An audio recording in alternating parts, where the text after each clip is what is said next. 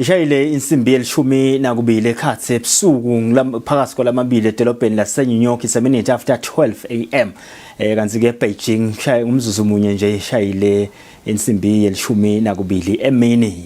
Umzuzu munye ke ishayile insimbi yesithupha ekseni evenile Eswatini ngolwesihlanu bonkosi ngolwesihlanu tinsuku tisiphohlongo enyangeni yemphala ngomnyaka wa 2021 ngolwesihlanu wemashumi lamane nakunye 41.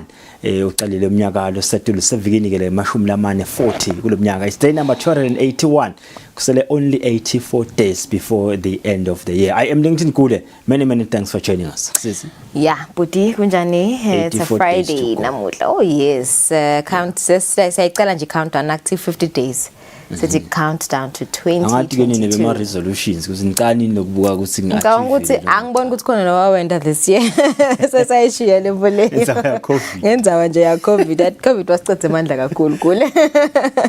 Babukelisana emukela sibangakhulu ukuthi nivuke nathi namhla ekseni sibangakhulu nje umdala ukuthi usivusile namuhla sibonga nje ukuthi sivukile ekseni kungumusa waye uNkulunkulu simakade. Siyakwamukela ehlelweni imbukele ethimi ukuthi nibe nebusuku lobuhle. Asingangeni ke dinza abantu etfasa sibuke nje nangumbiko losuka etiko letempilo abantu abatholakala neCovid langeni la itolo. Ito lokuhlelo abantu labangu 1109 batholakala ukuthi labange emashumi lamathathu na kuthathu 33 babe nawo lomkhuhlane kudekela basishile itolo emhlabeni labasesibedlela labelashwako bange emashumi lamathathu nesiphohlongo bese ukuthi lasebaluleme bange emashumi lamane namunye labanawo nje lomkhuhlane bange emakhulu lamane mashumi la imfica nesikhombisa bese ukuthi solo waphethuka nje lomkhuhlane se utfolwe bantfu labati inkhulungwane letine 46,226 inkhulungwane letinge mashumi lamane nesithupha nemakhulu lamabili nemashumi lamabili nesithupha. Yeah. Bese kuthi lasebaluleme bathi inkulungwane letinge mashumi lamane nane nemakhulu lasihlanu nabathathu.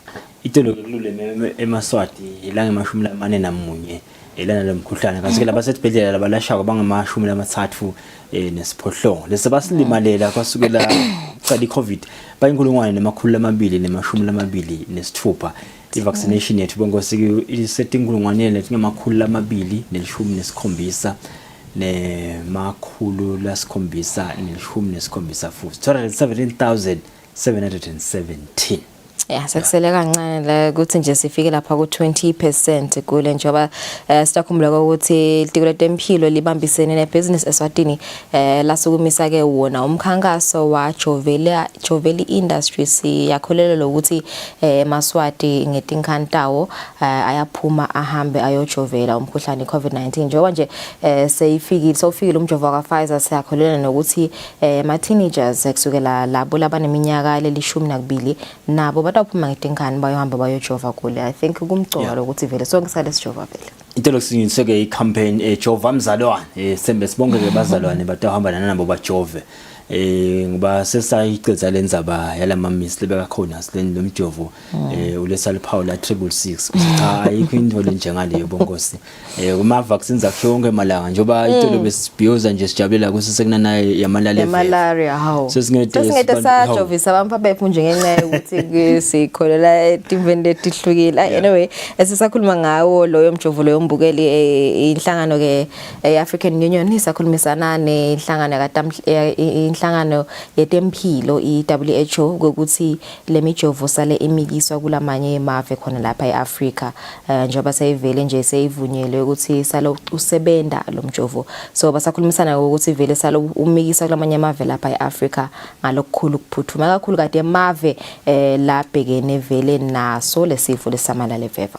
Kanti ke inkampani yaka Moderna ihlela ke kuvula ifem lenkhulu iplant lapha eAfrica kutawakhiwa khona ke umjovo ukugomela yona iCovid-19 kusuka ngitawuhlanyela lati ihafu wesigidi semadola eMelika 500 million US dollars babheke ukuthi bakhicite 500 million wemadoses ngeminyaka kusengatiwa ke ukuthi le plant itaba kuphi nale livikati le Africa kepha ke indzaba letikadimukele African Union yatemukela na WHO eAfrica uyatemukela njoba solo liqina le live lekuthi akube nema vaccines lakhiwa la eAfrica ate bese seka ya abiwa abele emave ase-Africa kunalo kumele ama vaccines lakhiwa ngeshare kutilanda indzaba ke letimnanzi leti indzaba nje tema vaccines development in Africa.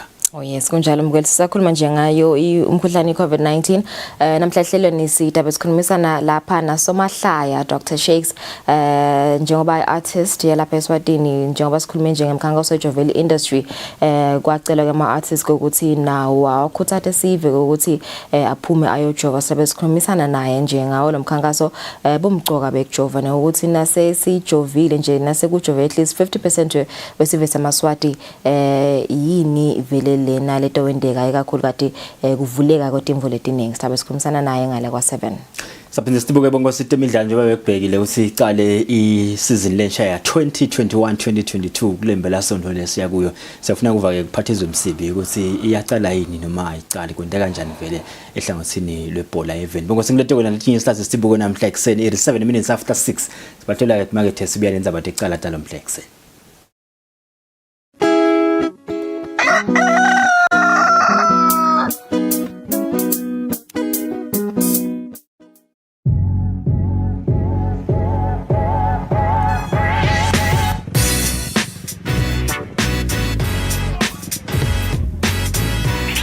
Masatla mahle libito lami ngumthanazo Mkhonazi and you are tuned into a brand new show on Eswatini TV called Street Quiz. Street Quiz is a show that is aimed at finding out just how well you know your beautiful country and just how well you travel. Now, the beautiful part about it, and that is my favorite part as well, is you get to win a special prize. Now that could just be money or a little something extra. As for me and my team, Nidanibona every week from here, just as long as you tune in and now I'm gonna start doing again.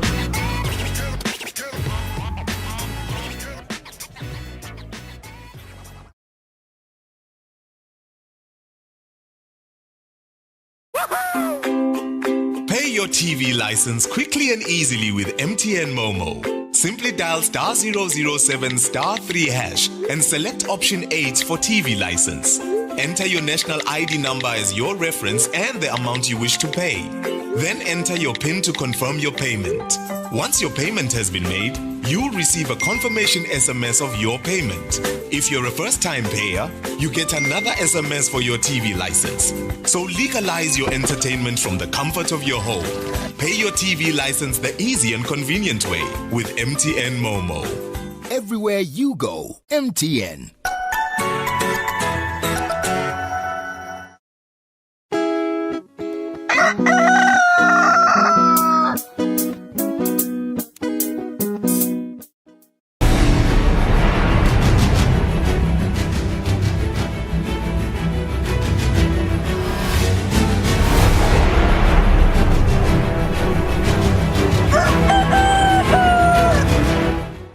Mbukela siphinde sekumukele ehlelweni isitamkana kitoti indzaba date futhi kucala.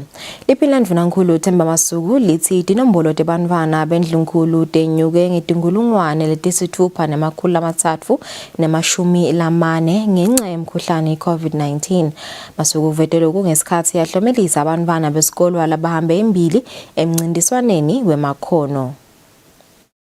Sebabonke abantwana bendlunkulu lababhaliswe litiko leliphinda ndvunankulu bathi ingulungwane letingemashumi lasitfupha nesiphohlongo nemakhulu amabili nemashumi lasihlanu kanti uhulumende usebenzisa imali engu-170 million emalangeni ukubabhadalele esikolweni. Lokhu kuvetwe liphinda ndvunankulu Themba Masuku ngesikhathi lihlomelisa abafunzi labahlabene emncintiswaneni wekubhala tinkondlo kanye netindzatshana. Liphinda ndvunankulu ligceke kakhulu sento sebantfu labadzala labafaka abantwana besikole emibhikishweni. Lo 170 million walomnyaka lesikuwo. Uma ngabe labantwana bakabhali le-exam bashise lesikolo bona bashise konke lokungathi ngeminyaka lota kufuneka babe bakulenye indzawo ngoba ngeke ubuhleti la kuphindze kubhadalwe leyo mali uhleti khona la selifile ke likusasa labanye balaba ba 70 bantwana babekho la kini abekho la babafundzise encenge labanye bo Cape Town labanye na sport labanye kuphi ngala babe bathi embili impela basho kulala abanye bantwana labanye balabantwana ngilele banganabo batali labanye balabo bantwana ngilala bathingile kakhulu bathingela usito lo hambe embili kulomcudzulwano yokubhala ebantwaneni labaneminyaka lesuka kulesikhombisa kuya kulelishumi nakunye kube ngusihleliwe Mahlalela lo wabhala inkondlo wesikolo sakugege olandzelwa nguNkosingivile Vilakati lo wabhala inzatshana kayena nokukhanya Gwebu lo wakhicita iposter kanti bonke besikolo lesincane sakugege kulaba suka eminyakeni lelishumi nakubili kuya eshumini nesihlanu kuhambe embili aziwe ehlophe wesikolo lesikhulu seCentralesa walandzelwa nguLetuvuyo Mdluli wesikolo laseSame kwagcina Luyanda Shongwe wesikolo saseSwazini National kanti bonke babhala tinkondlo kulaba suka eminyakeni lelishumi nesithupha kuya eminyakeni lelishumi nesiphohlongo kuvulele Alwande Mabila wesikolo saseSwazini National High walandzelwa nguMpumelelo Nkambule wesikolo saseMDS kanti bonke babhala tinkondlo wesithathu kube ngibandile Xaba lowenda inkondlo etindzabeni Eswatini TV kubika Fortune Dlangamandla nginavumnkosi Nzinisa Sembabane. Mfana ngosisimelane uthi eMaswati akabacaphele bantfu lababadukisako labafuna bacithe emakhosi njengoba ayatatisola kusasa. Umfana ngosi uthi eMaswati akangathathwa ngumdumo njengoba kusasa atatisola njenga Judas sekathengise Jesu. Umfana ngosi uthi lenkulumo yakhe uyisusela etithombeni letibonakala tikhuluma kabi ngemakhosi elive emshucweni lobo ukhona eveni evikini eliphelile. Sithola sifundo seluleko ucwayiseka ngaJudas Iscariot. Judas Iscariot abe kungilomunye umfundzi kubafunzi baJesu. Judas Iscariot nguye lona lwathengisa ngaJesu. LiBhayibheli ke liveta kwekuthi asamthengisile abona lokwendiwa kuJesu ahlukunyetwa endiwa nalokwa abethelwa lithi ke lelivi wathi sola lawa ngemavi emntwana Nkosi Simelane lobeka yala eMaswati ngekuthi angahambi ngemthumo kodwa ahloniphe emakhosi uye uveke kuthiwe umhlaba awusithube umangalo ukuthi lolothi umhlaba awusithube kutemnotho yena uthi utawuphilaphi akatuti sola yini kusasa. Umntwana Nkosi uthi eMaswati akabe munye kulesikhathi lesi asibe munye sonke isikhathi masimunye siyawuphumelela. Wekutile nekuthi bantfu bacaphele ukuthi litawugcine likuphi lelive. Sibhekiswe kumbuso wemgiqomgiqo siyekeliswe lokhu kwethu Maswati. Umntwana Nkosi ucelile ukuthi eMaswati akahloniphe emakhosi angayekeleli lokuhlela nako kuze angatawutisola kusasa. Tindzabeni Eswatini TV kubika Nkosi Mavimbela eMbabane. Itiko letemphilo ngekubambisana nelitiko letasekhaya kanye nenhlangano yaseveni laka Israel lesebenta kunika labatsingile lusito iISRA aid seyisukumise umkhankaso lomusha lokutsata bonke bantfu benkholo lapha eveni ukuthi bagomele umkhuhlane iCovid-19. Nomkhankaso lo watiwa ngaJova Mzalwane usukunyiselwe eHotela Isibayeni Lodge uMathapha. Betempilo bathi kuleswatini emalanga ekubedvuka kweligagasi lesine lemkhuhlane i-COVID-19 sekasedvute kanti indvuna yelitiko letempilo lezinkhosi lebeyimelelwe ngudokotela Agcinile Buthelezi nakusukunyiswa umkhankaso wekujova kwebantfu benkholo kuleswatini igcizelele ukuthi yonke imijovo yekugomela lo mkhuhlane iphephile. Siyathi ke ukuthi linengi lethu lelikhuluma ngokuthi lemijovo ngathi iphangise kakhulu ukuthi ibe khona kulelive ukuthi akufani naletinye tifo. Thineke betempilo sithandza kubonga ukuthi lemijovo ithi ifika la kithi kangwane ibe seyingene etigabeni letehlukehlukene letikhombisa ukuthi seyiphephile ukuthi singayijova nathi. Mabhalane lomkhulu wetiko letasekhaya Nhlanhla Nxumalo lobekamelele indvuna umfanenkosi Lindiwe uthi emaKristu ashayeke kakhulu ngalesifo i-COVID-19 lokubita ukuthi akuhambele embili kugoma. Since His Majesty's government declared COVID-19 as a national emergency in March 2020, the Church has experienced the harsh impacts of the pandemic in several dimensions. Umqondisi wenhlangano i-Israel Shaket Safa ukuthatha abafundisi ukuthi bahambise imilayeto leyakhako ngekugoma kubazalwane. You are the leaders. People trust you. We trust you. And we can do it together. Baholi betinhlangano temabandla i-League Council ne-Conference of Churches nabo bavumelene ngavilinye ukuthi emaKristu kumele yakuthathele etulu kugoma. Siyakhuthaza abafundisi hambani yokhuthaza abazalwane bajove. Unfortunately, these theories continue ngawo lemiqondo lemningi yaqhubeka to challenge the church yatsintsana ke nelibandla to have clear theological positions. Betempilo babese batfola litfuba lekuphendvula imibuto leminyenti lephatselene nekugoma lebutwe bafundisi labe bangenele kusukunyiswa kwalomkhankaso. Kubikahle ngiwendlovu nginambongwa Dube kumathapha. Indvuna yelitiko lemisebenzi lemikhulu nekutfutsa Shivndladla Ndwandwe seyisukumiselwe ihlelo lokuthi banikati betimoto selebabhadala imithelo yabo basebenzisa MTN Momo e-payment system renewal of motor vehicles license disc bangasaya emahovisini ukubhadala timali tahulumende. Lomsebenzi bongenelwe nayindvuna yelitiko letemabhizinisi Manxoba Khumalo. Kuthi abanikati betimoto noma tinkampani bakhona ukusebenzisa lendlela lensha yekubhadala imithelo yetimoto basebenzisa MTN Mom kumele babe ngulababhaliselwe uhlelo kaMTN Eswatini kanti bashaya *468# bese balandzela imilayeto lelandzelako. Lo msebenzi usukunyiswe ngalokusemthethweni indvuna yelitiko letemsebenzi lemkhulu nekutfutsa Shivndladla Ndwandwe.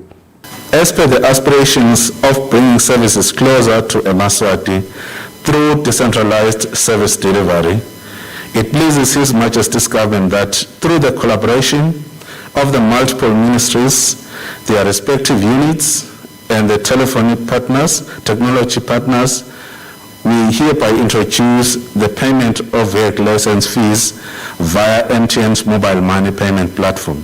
Indvuna yelitiko letemabhizinisi kanye nekutsengiselana Manxoba Khumalo uthi lelitiko lubufokotela kakhulu lobudlelwane nenkampani yaka MTN Eswatini. Their fintech solution is taking over the banking industry without any buildings. So why should government be continuing to build things and make big structures and spend money maintaining them? It really is counterintuitive at this stage.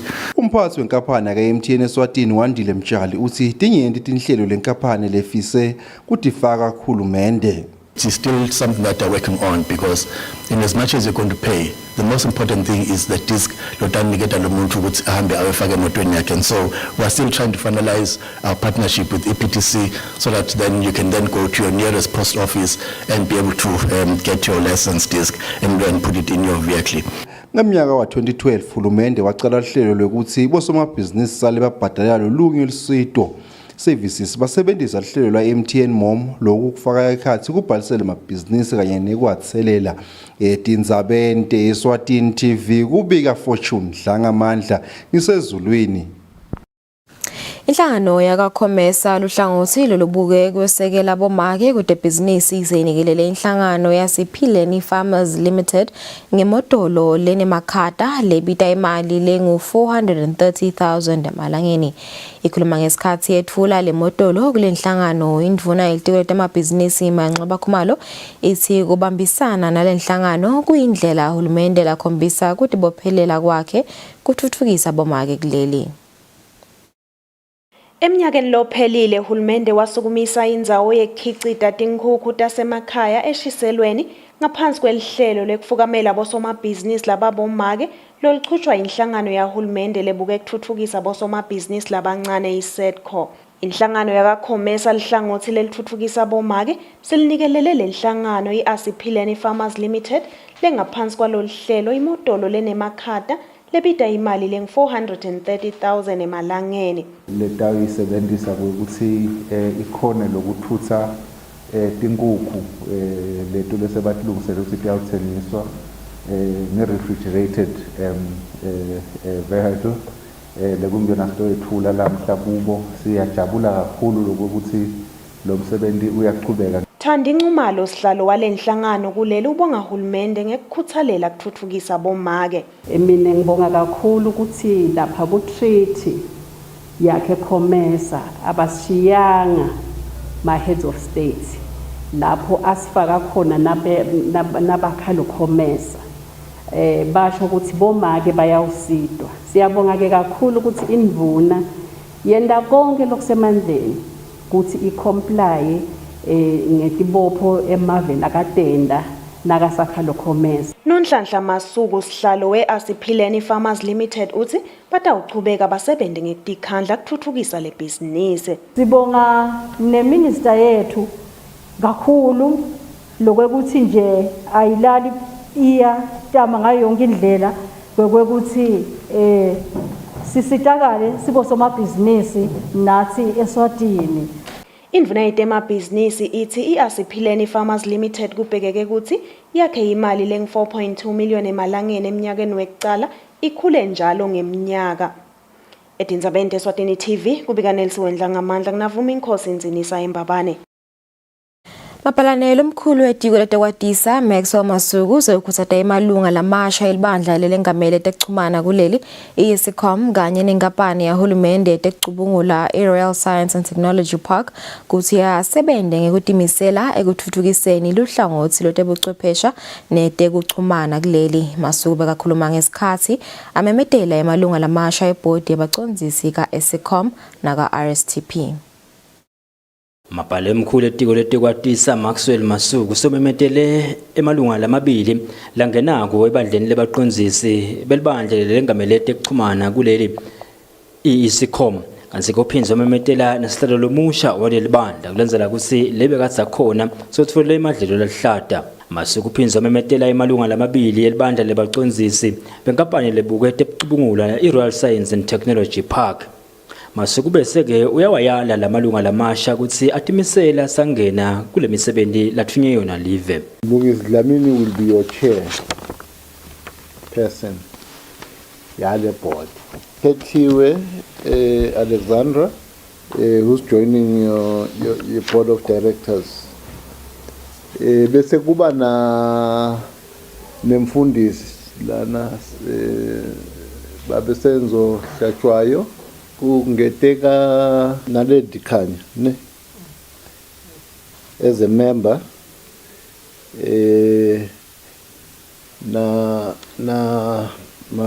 babe madoda mtsinizo live libhekena nawo lelibhekena nabo lakathi Donald Trump fake news iseba ukuthi somela live somela the interest elive nemaswati na uhulumende ke interest ya uhulumende ngokulokuseva lamaswati and we hope ukuthi kulesikhathi lesifike ngaso the expectation ilapha etuli ukuthi sisebende kubonakale ukuthi singemaswati sisebenzela emaswati. Uhlangothi lwetekuchumana netebuchwephesha lingulelinye letinhlangosi letimcoka kakhulu letivelako kumgubudla uhulumende latawusebentisa kuvusa umnotfo nalivese lendlulile kulesikhatsi semkhuhlane we-COVID-19. Umbiko ohlanganiswe ngiLinkedIn Kule ngisembabane. Isekela lasihlalo wenhlangano yabasakati besifundza lesisendasini yeAfrika isaba mncedisi Mayisela uthi lenhlangano isemkhankasweni ukubuka tindlela tekuthi ingasebenzisana kanjani netinhlangosi letahlukene kucokelela timali tekusukumisa umsakato wabomabonakudze walesifundza eSadak TV. Mayisela bekhuluma ehhotela L'Oreal Villa sezulwini ngesikhathi kuvalwa umhlangano sikolo welkomiti lelibuke kusungulwa kwalomsakato. Ufike emaphethelweni umhlangano sikolo wemalunga elikomiti lenhlangano yabasakati besifundza lesenders neAfrika iSouthern Africa Broadcasting Association wekubuka ukuthi ungasungulwa kanjani umsakato wabomabonakudze kulesifundza. Lisekela lasihlalo walenhlangano mncedisi Mayisela uchaza ngaletinye tetinqumo letitsetfwe kulomhlangano. Masinge basakati betfombe lesinga ama broadcasters kufuna lo ukuthi sizame kuthungatha tindlela tekuthola letimali kuze lo msakato wakaSadak lekuthiwa iSadak TV ukhone lokusukuma ngenhlanhla lenhleke khona la kaSadak siyati bekunene lokuthi kune lendawo singema structures lekufuna nathi siba kasaba sisebenta nekaSadak sibuyele sithathe yona le board besikwenda namhla kuleli viki khona la ezulwini sihambe siya ukupota embili ikakhulu kaSadak. Sisi ngawuvava amabhalane jikelele walenhlangano uthi babuke ukuthi ngenyanga yenhlaba eminyakeni lotako bahlole ukuthi le stage singasebenta kanjani. We have actually set the date of June next year as the end date for us to have completed the pilot session of the TV channel. So uthi ke phake lokhu kutawuya ngekuthi tikhona yini tonke tintfo letifanele lokufaka ekhatsi timali timvume tomahhovisi abohulumende labatsindzekako kanye netisebenzi kubala kulokunye. Mayisela uthi batawusebenta ngalokweqile kucinisekisa ukuthi le stage samabonakudze siba imphumelelo. Etindzabeni teSwatini TV kubika Nelson ngamandla kunambongwa Dube ezulwini. Umcwaningi mabhuku wahulumende sewuthole ukuthi isikolo saka Boys High besithengela abantwana kanye nabatali tijolojolo letifaka ekhathi bo KFC, eGalitos kanye neNandos. Tishela nhloko walesikolo alungelo Nhlengethwa uthi lokudla lokungakavami emicimbini yetikolwa bakuthenga na kungumcimbi wokukhomelisa abafundi labende kahle esikolweni. Lesikolo asinabantwana labangedulu kwemakhulu lasithupha 600 kanti nabatali babo badla lokudla kwelikhethelo. Indzaba yatinanzinanzi tekudla ivele ngemcwaningi mabhuku lomkhulu wahulumende Timothy Matsebula ngesikhathi lesikolo seka Boys High sivele phambi kwelibandla lelibuke kusebenta kwetimali tembuso iPublic Accounts Committee. Lenye kesihlalo soba expenditure le encouragile for kudla ema student sihlalo kuthi awuvele nesikolo sisedrobheni kutudana sihlingeke sihlalo ukuthi sikhona ukuthola kudla uyabukhanza vele tasingeni ukudla lalokunyende sihlalo. Lunga lelibandla vete imivo yawo ngekuthi le mali isebenza njani kulesikolo. Cha naloku gadla kwakhe ebhokisi vele udla boGalitos. Uma ke sikolo lesi njengalesi letikolwa tonke nawo sesolo sike sefika la asikake sive ukuthi tikhona tikolwa letihlala nabo Galitos.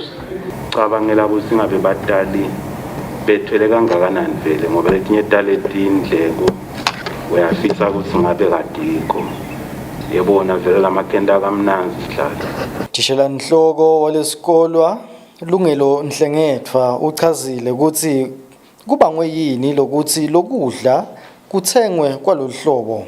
Isikolo sijoyine kuma debates nakuma sports, so mama yo debate bahamba ilanga lonke baye kamanzini instead ukuthi sipheke la sikolo ngoba ngemgcibelo ingoma yesikhathi, so ukhanza ukuthi ke thina lesikolweni sethi ambale nithenge Nandos ngespeech day asibaphekeli batali nabantu besikolo, Sizathu saloko bangitshela ukuthi kungukuthi lelo pheka kwapheke in bulk. Sometimes upheka ukudla lokungakavuthi bese akusavuthwa kahle. Mina bese kuyalada. Base ngesebathi ukhane silokudla sikuchithiwe la ngaphandle. The whole yard libe ngcole ukudla okuchithiwe. That's a waste of money. So base la sikolweni sinesikondako sithenga kuma food outlets. So bese silakanandozi sithenga khona lapha nje Kentucky bedliwa wona besikole during speech day. Igalitos idliwa abatali during speech day. Timenyaka lesicavile njengani manifikile senda uphekelwa ke lokudla ku special. Hlengethwa uphinze wachaza ukuthi banfana kulesikolo ababhadala imali lecishe nje ibe ngetulu kwa 7,000 wemalangeni. Tindzabeni Eswatini TV kubika Themkosi Mavimbela eParliamente. Sikolo saka Boys High School City kwasibida ukuthi sakhela ubonza kuze sigweme ukuthi bantwana besikolo abathenge lugwayi lolwalufohliswa ngetikhala tafenisi. Lokho kuveta umphathi walesikolo Lungelo Nhlengethwa ngesikhathi lesikolo sivele phambi kwelibandla lelibuke kusebenza kwetimali tembuso ePublic Accounts Committee eParliamente ngalesine. Lesikolo abesita uphendvula ngemali leyasebenta ngeminyaka timali lowaphela nga-2018 letibalelwa ku4 million amalangeni. Tikolwa tindzawo tekufundza nalapho batali bati kutsi bantfwana babo baphephe khona abendi imikhiba lephambene nekulunga kolweni. Bothishela bafike badlale indzima yekuba batali bagadze lokuphepha kwebafundzi. Lokuphephisa bafundzi kubite sikolo saka Boys imali lengetulu kwa 100,000 wemalangeni. Imali lena isebente kwakha lubonza lwalesikolwa. Kunelibonza lolwakhwako siwa construction of a wall 101,000. Ngithi ke mina ngitsandza kwade ukuthi le wall lena ilebita imali engaka. How big is this wall? Lwani lolu wall kwakhwanda imall noma yini. Thishela Nhloko walesikolwa Lungelo Nhlengethwa uyaphendvula ukuthi bafika njani kulesinqumo lesi. Sebesakha i-wall fence. I-wall fence besiyakha sihlukanisa isikole from the market. I-problem lesafike sayikhanza ikhona ukuthi labantwana baya la fencing bathole itikiti eligwayi ngale fencing letibeka kabusunduzi. Babhobose efenisi baphume ngaphasi bawuthenga bawubhema igwayi ngale bathenge letinto lesingatifuni. Sacela ekomiti ukuthi sicela fanele sakhe libonza la. Letawuvala ukuthi lesikolo sidemarcate from ngale ngemuva la kune market khona. La uvuma ke ikomiti nebatali bavuma. Yiko sekune wall construction lapho i-wall fence leyo. Sayakha siyiqedza namhla lokho kodwa sayakha sayiqedza kule part lencane bese la kuyiqhubekisela. Bese ifake nemali izawala lapha eToli because lesi sikhathi sikendeka nyalo ukuthi baye bazuba over the wall fence bawuganga ngale ngemuva. Lesikolwa sithi konke lokhu sakwendela kuvikela abantwana ukuthi bangendi imikhiba lephambene naloku labakudela esikolweni. Tindzabeni Eswatini TV kubika Themkosi Mavimbela eParliamente. Bafundzi besikolo sasempatheni sebanaso sikolo lesiphakeme lesifaka ekhathi libanga la form 1, form 2 na form 3 kulandzela ukuthi emagumbi lamathathu esikolo lesiphakeme lesakhiwako sewavele aphelile. Lilonga lelikomiti lelibuke kwakhiwa kwalesikolo Jerome Mshengu hlatshwako uthi liphupho labo ukuthi awuthi kuphela lomnyaka babe bacithile kuphakamisa ligumbi la form 4. Bese kuphele iminyaka lengetulu kwemashumi lamathathu usikolo lesincane sasempatheni singanaso sikolo lesiphakeme. Bantfwana besikolo abakulendzawo bebahamba libanga lelingema kilometer la10 baya kuyofundza eBheneza. Kodwa konke lokho sekuphelile njengoba sikolo lesiphakeme empatheni sesikhona. Lilunga lelikomiti lelibuke kwakhiwa kwalesikolo lesiphakeme sasempatheni Jerome Mshengu hlatshwako ubonge luphiko lwahulumende i-micro projects lelisitako kwakha lesikolo ngekubachasa ngempahla yekwakha emagumbi alesikolo kanye nenhlangano yaka World Vision lebachasa ngempahla yekwakha tindlu tangasense.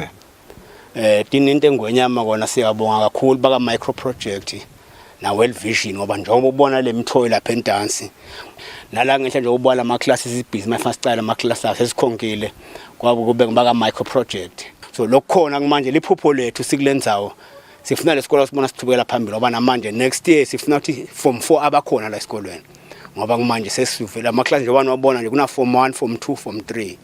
So le phupho lethu manje next year noma kanjani sifuna ukuthi abakhona form 4 la yabona kule set yokwakha njengoba into enkosi tisivetela kokusebenza ne sinenkinga lenkulu le community yalambatheni kuleza lenta community yalambatheni empeleni abaphumi kutosebenza endvotsana kangangoba labanye into enkosi tithatha lempahla ngoba khona abalambe khona empeleni sinenkinga lenkulu lapha ngendaba ye community yalambatheni batali balambatheni bafundisa lambatheni ngokungafuni ukuphuma kutosebenza njengoba sibona lapha sibathatha kuphela kule mthowe but fanele biphele 3 months la business kana ngel vision so phelile abaphumi batali balambatheni into ekhona into ababona behle lapha ngumgoqo bashona lento lena eligasi lesifana sishiye kulabatali balambatheni lifa lenguna phakade esikolo emnadi wherever you can go ne Hlatshwako uncuse batali basembatheni kuthi bakukhuthalele kwakha lesikolo uthi ngabe sebathutane nasemaphethelweni ekusakha kodwa batali labanyenti bahudula tinyawo mase kumele bafake emandla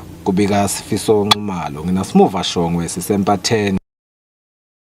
Bafundi besikolo lesiphakeme eMpaka seba ugomelo umkhuhlane we-COVID-19 ngemjovulo watiwa ngekuthi iJohnson & Johnson. Labafundi babonge uhulumende basho nokuthi bese bawulangadelela lo mjovo.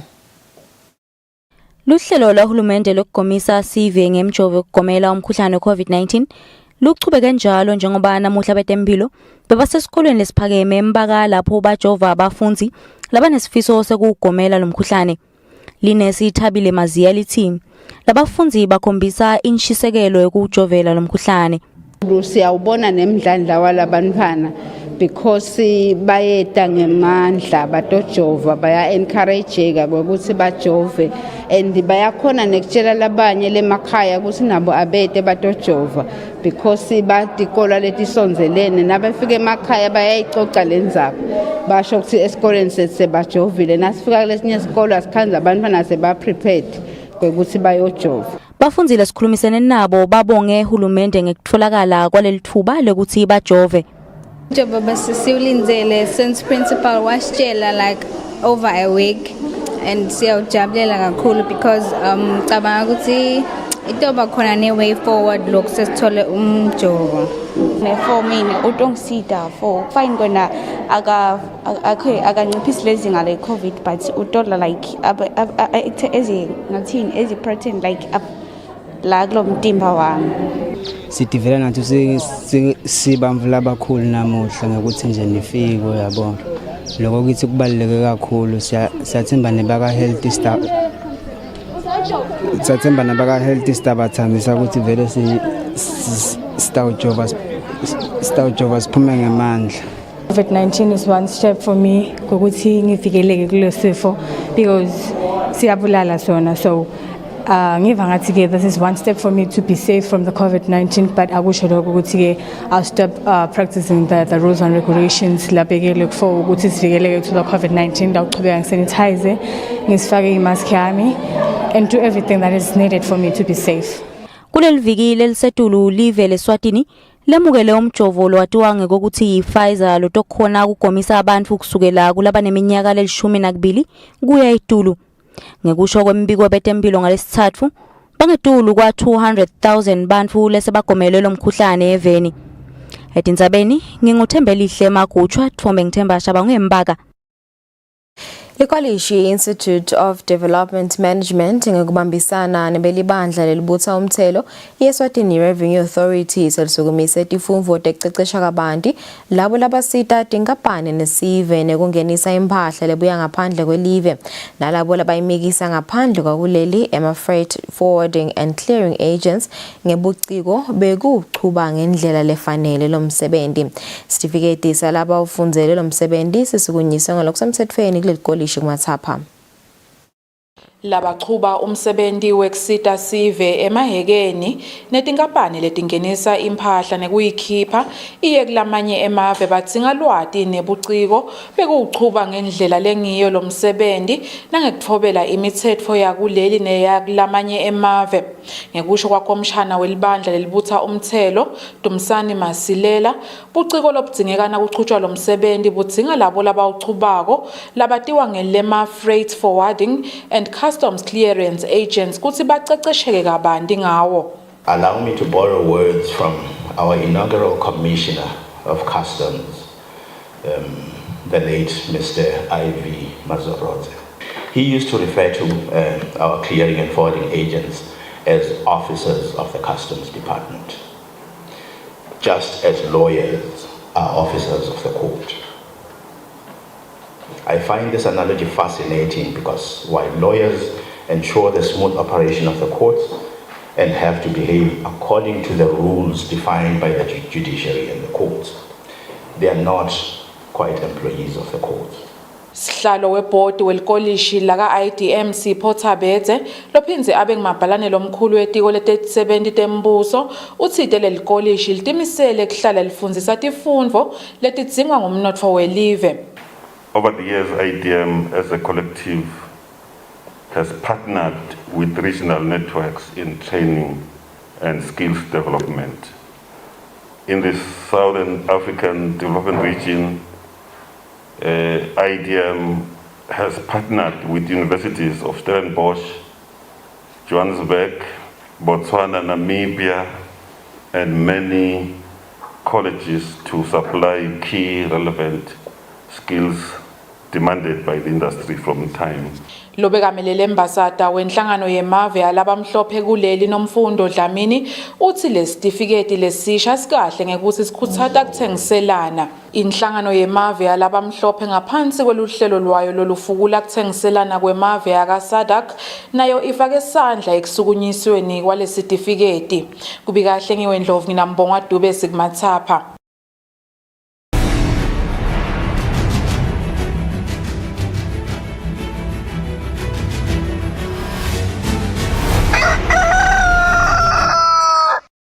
Umqeqeshi wesithebe samhlekazi Dumsani Makhanya uthi kuningi labakutholile emidlalweni yeCOSAFA labathemba ukuthi batokusebenzisa emidlalweni yekuhlungela iAfcon yabomake lapho batawucala khona neZimbabwe. Makhanya bakhuluma ngemva kokube lelikhethelo libuye ekhaya.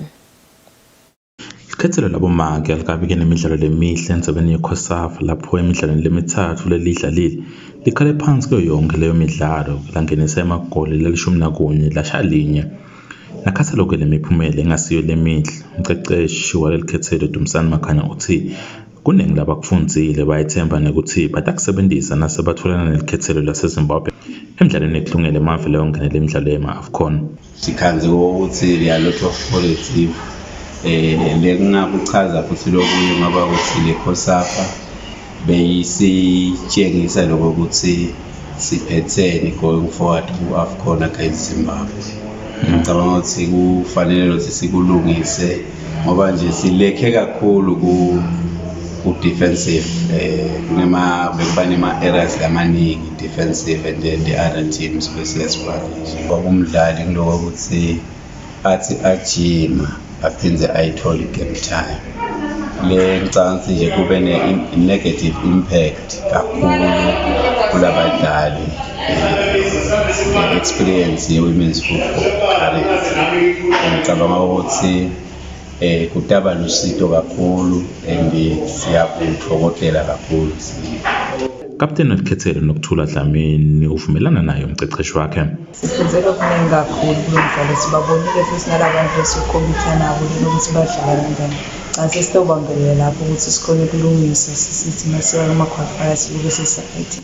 Le midlalo ke neZimbabwe nguleyo ekuhlungela indzebe ye-AFCON yabomake kanti umdlalo wekucala utoba mhla tinga-20 utawudlalelwa eZimbabwe lokutaba ngumlendo wokucala. Lobikela umsakado we-Eswatini TV temidlalo ngiphathizwe Msibi kalobamba. Siphethe lapho tindzaba tethu tekucala asathe likhefu siyabuya siyachubeka nelihlelo.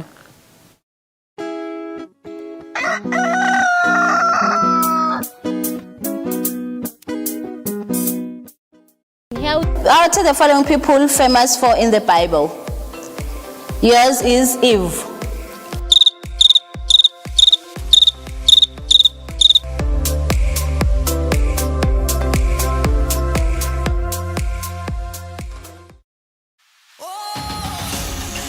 Travel, play and inspire. The all-new season of Buhle Bethu is back on your screens with your girl, Nombumelelo Dlamini. Of course, we have a new face in our team, the ever so cheerful Neliswa. That's right, Bumi. This new face is ready for fun and adventure in the beautiful kingdom of Eswatini. I'm so excited to be part of this show in this season.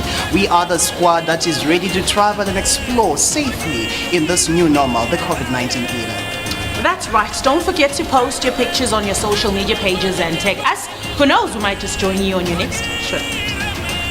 Join us and be part of the Buhle Bethu squad as we travel, play and inspire every Saturday exclusive to Eswatini TV. You can watch the latest episodes of the show on YouTube or download the Eswatini TV app to keep up to date.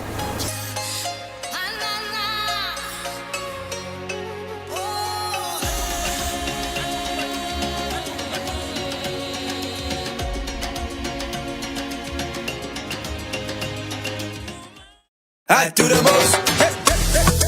Watch local TV on the go with the Eswatini TV app for only 20 emalangeni. Come on. Do the most with Eswatini TV app. Download from Google Play Store or App Store. We're good together. Everywhere you go, MTN.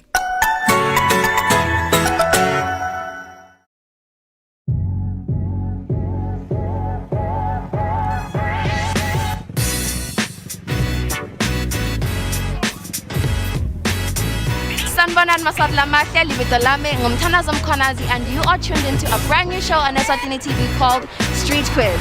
Street Quiz is a show that is aimed at finding out just how well you know your beautiful country and just how well you travel.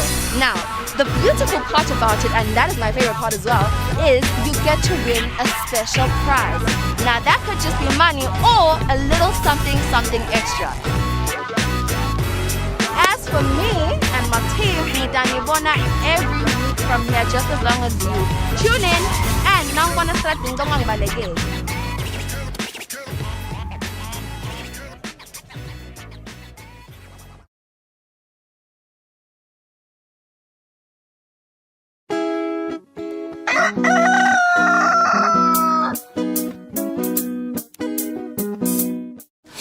Siyaqhubeka naloku ehlelo lomhla ekuseni ngo-12 minutes before 7 sifuna nje kubuka le tolo ethamba phambili kulamanye amave emhlaba kunenza balekela umnanzi yase-Afrika le WHO Director General avedile ukuthi vaccine ya malaria ibese seyatholakala njoba iendiwe lawo ma trials kumavela amathathu sekuthiwa ke seyikhona njoba imali leveva kuthiwa ngiyena hamba embili ngekubulala abantu labaningi la eAfrika kune COVID-19 sinyaseleke lesihle lesijabulisako eAfrika lesijabulisako na WHO asasiveke sibuke na clip yalendzaba yale vaccine.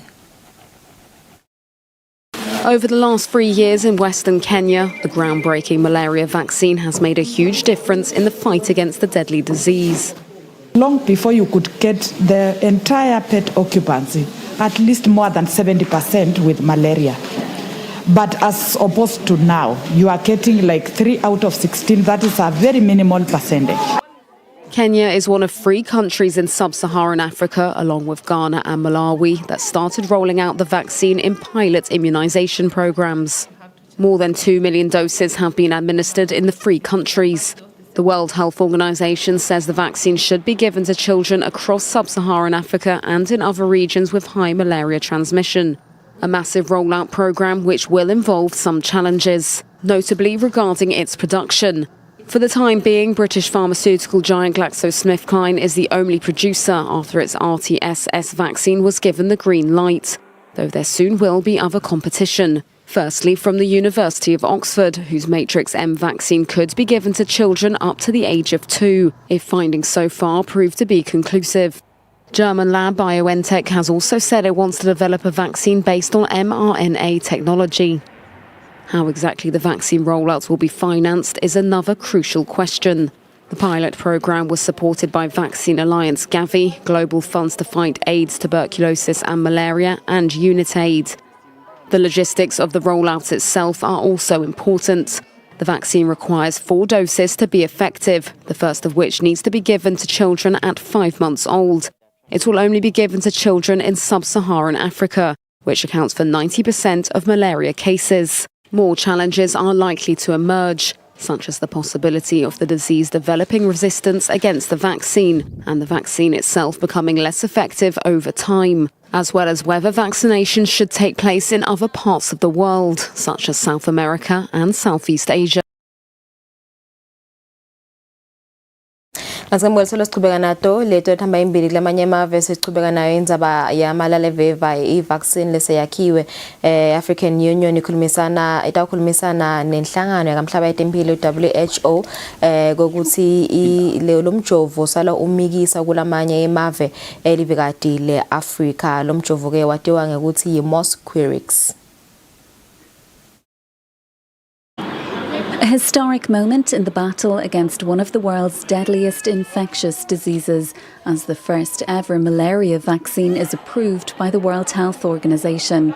It says the jab should now be administered to children across much of Africa. This long-awaited malaria vaccine is a breakthrough for science, child health, and malaria control. Using this vaccine in addition to existing tools to prevent malaria could save tens of thousands of young lives each year.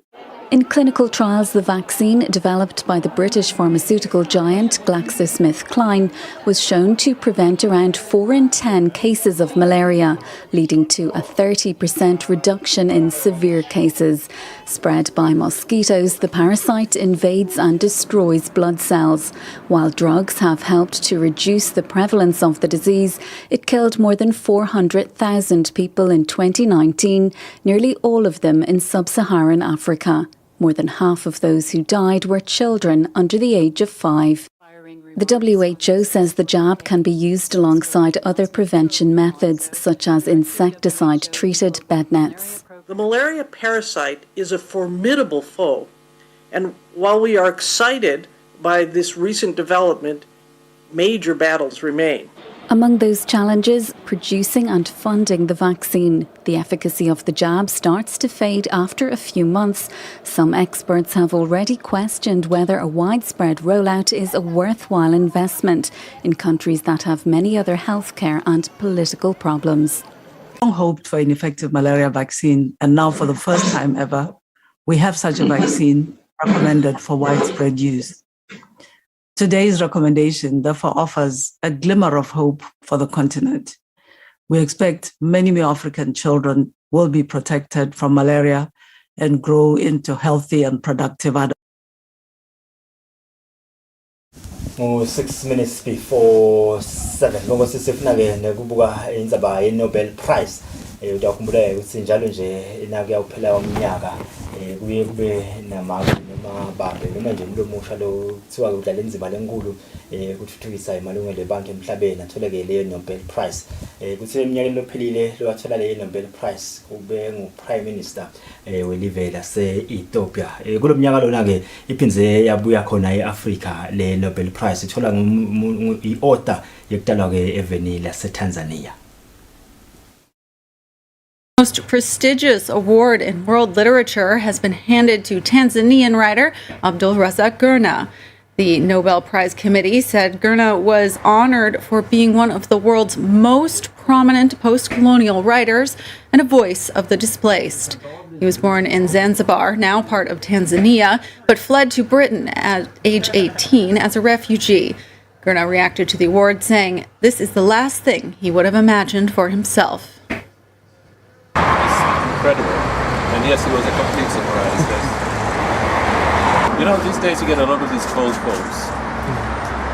And you pick up the phone, you don't know who's calling. And somebody says to you, "You've won the Nobel Prize," and you think, "Oh yeah." Regional correspondent Caroline Kimu tells us more about the Nobel Committee's decision and the work of Abdul Razak Gurnah. Abdul Razak Gurnah has made history as the first Tanzanian author to take home the coveted Nobel Prize for Literature. The author, who has written 10 novels and various short stories, received high praise from the committee for his works which touch on the effects of colonialism and the fate of refugees often caught between cultures and continents.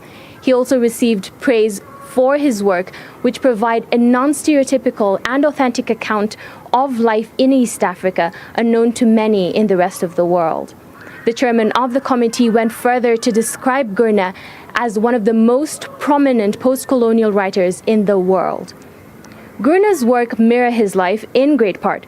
He was born in Zanzibar and at 18 had to leave his country because of a revolution in 1964. Since then, he lived and worked in England, and until recently, when he retired, he worked as a professor of English and post-colonial literature at the University of Kent in Canterbury. According to Gurna's editor, the author has not received the amount of recognition he's deserved until this point. With no doubt, following the prize, he will be at the end of a lot of international attention. Kasikambwelisolo siqhubeka nelivekati le-Afrika siya eveni lase-Ethiopia lapho khona inhlangano kamhlaba UN ibide umhlangano lomkhulu lapho kototsingitwa khona impilo echubekako eveni lase-Ethiopia eTrigray. Udokumela ngembula ukuthi isimo sikabi kakhulu lapho njengoba kudla kokhoni kufika kulabo labakutsingile. Asibone clip. An expression of the level of your standing his ground against Addis Abeba. my duty to defend the honor of the United Nations. UN Chief Antonio Guterres slammed Ethiopian authorities' decision to expel 7 United Nations staff members, calling it a violation of international law, and asked to see proof of their wrongdoing. This unprecedented expulsion should be a matter of deep concern for us all, as it relates to the core of relations between the UN and member states. If there is any written document provided by the Ethiopian government, I would like to receive a copy of that document. Ethiopia's decision last week to expel the staff for meddling in the country's internal affairs sparked an emergency Security Council meeting on Wednesday. There, Ethiopia's UN ambassador took to the floor to justify the evictions. The UN staff, Ethiopia expelled, sidelined their oaths, the rules of professional conduct, and the principles of humanitarian assistance. We find it incomprehensible for this august body to discuss the decision of a sovereign state. There were worries the expulsions could further impede humanitarian operations in Ethiopia's Tigray region, where a bloody conflict has left some 5 million people in dire need of aid. The UN also warned the move could set a dangerous precedent by encouraging other countries to follow suit. Umzuzu bongosiseli ungakashayi insimbi yesikhombisa sidibamba lapha ke letho letendekako kulamanye emave emhlaba siwathela imarket nasibuya sazanza bade sibili Dalo Mflex.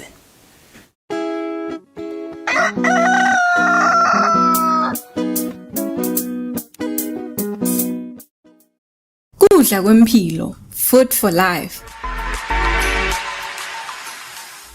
An agricultural program that shows how a farmer brings food to the nation.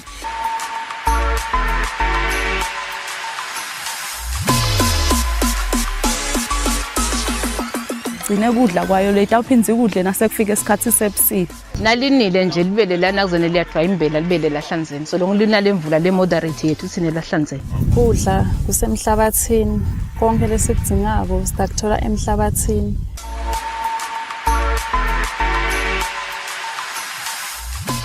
Kudla kwempilo for agriculture and farming development on Eswatini TV with the farm boy Samgelo Villarati Samvi. Kudla kwempilo, food for life.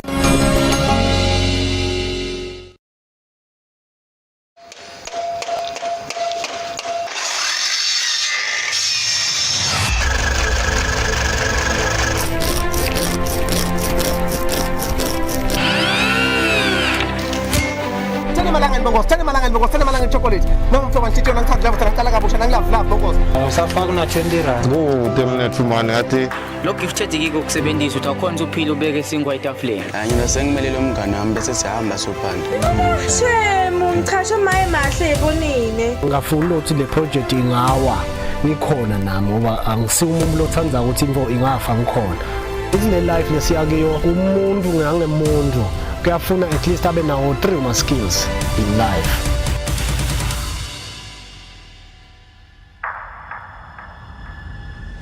Mina ngibonga kakhulu ngoba solo ngatsala kusebenza lo msebenzi abathina ngangisupport labantu.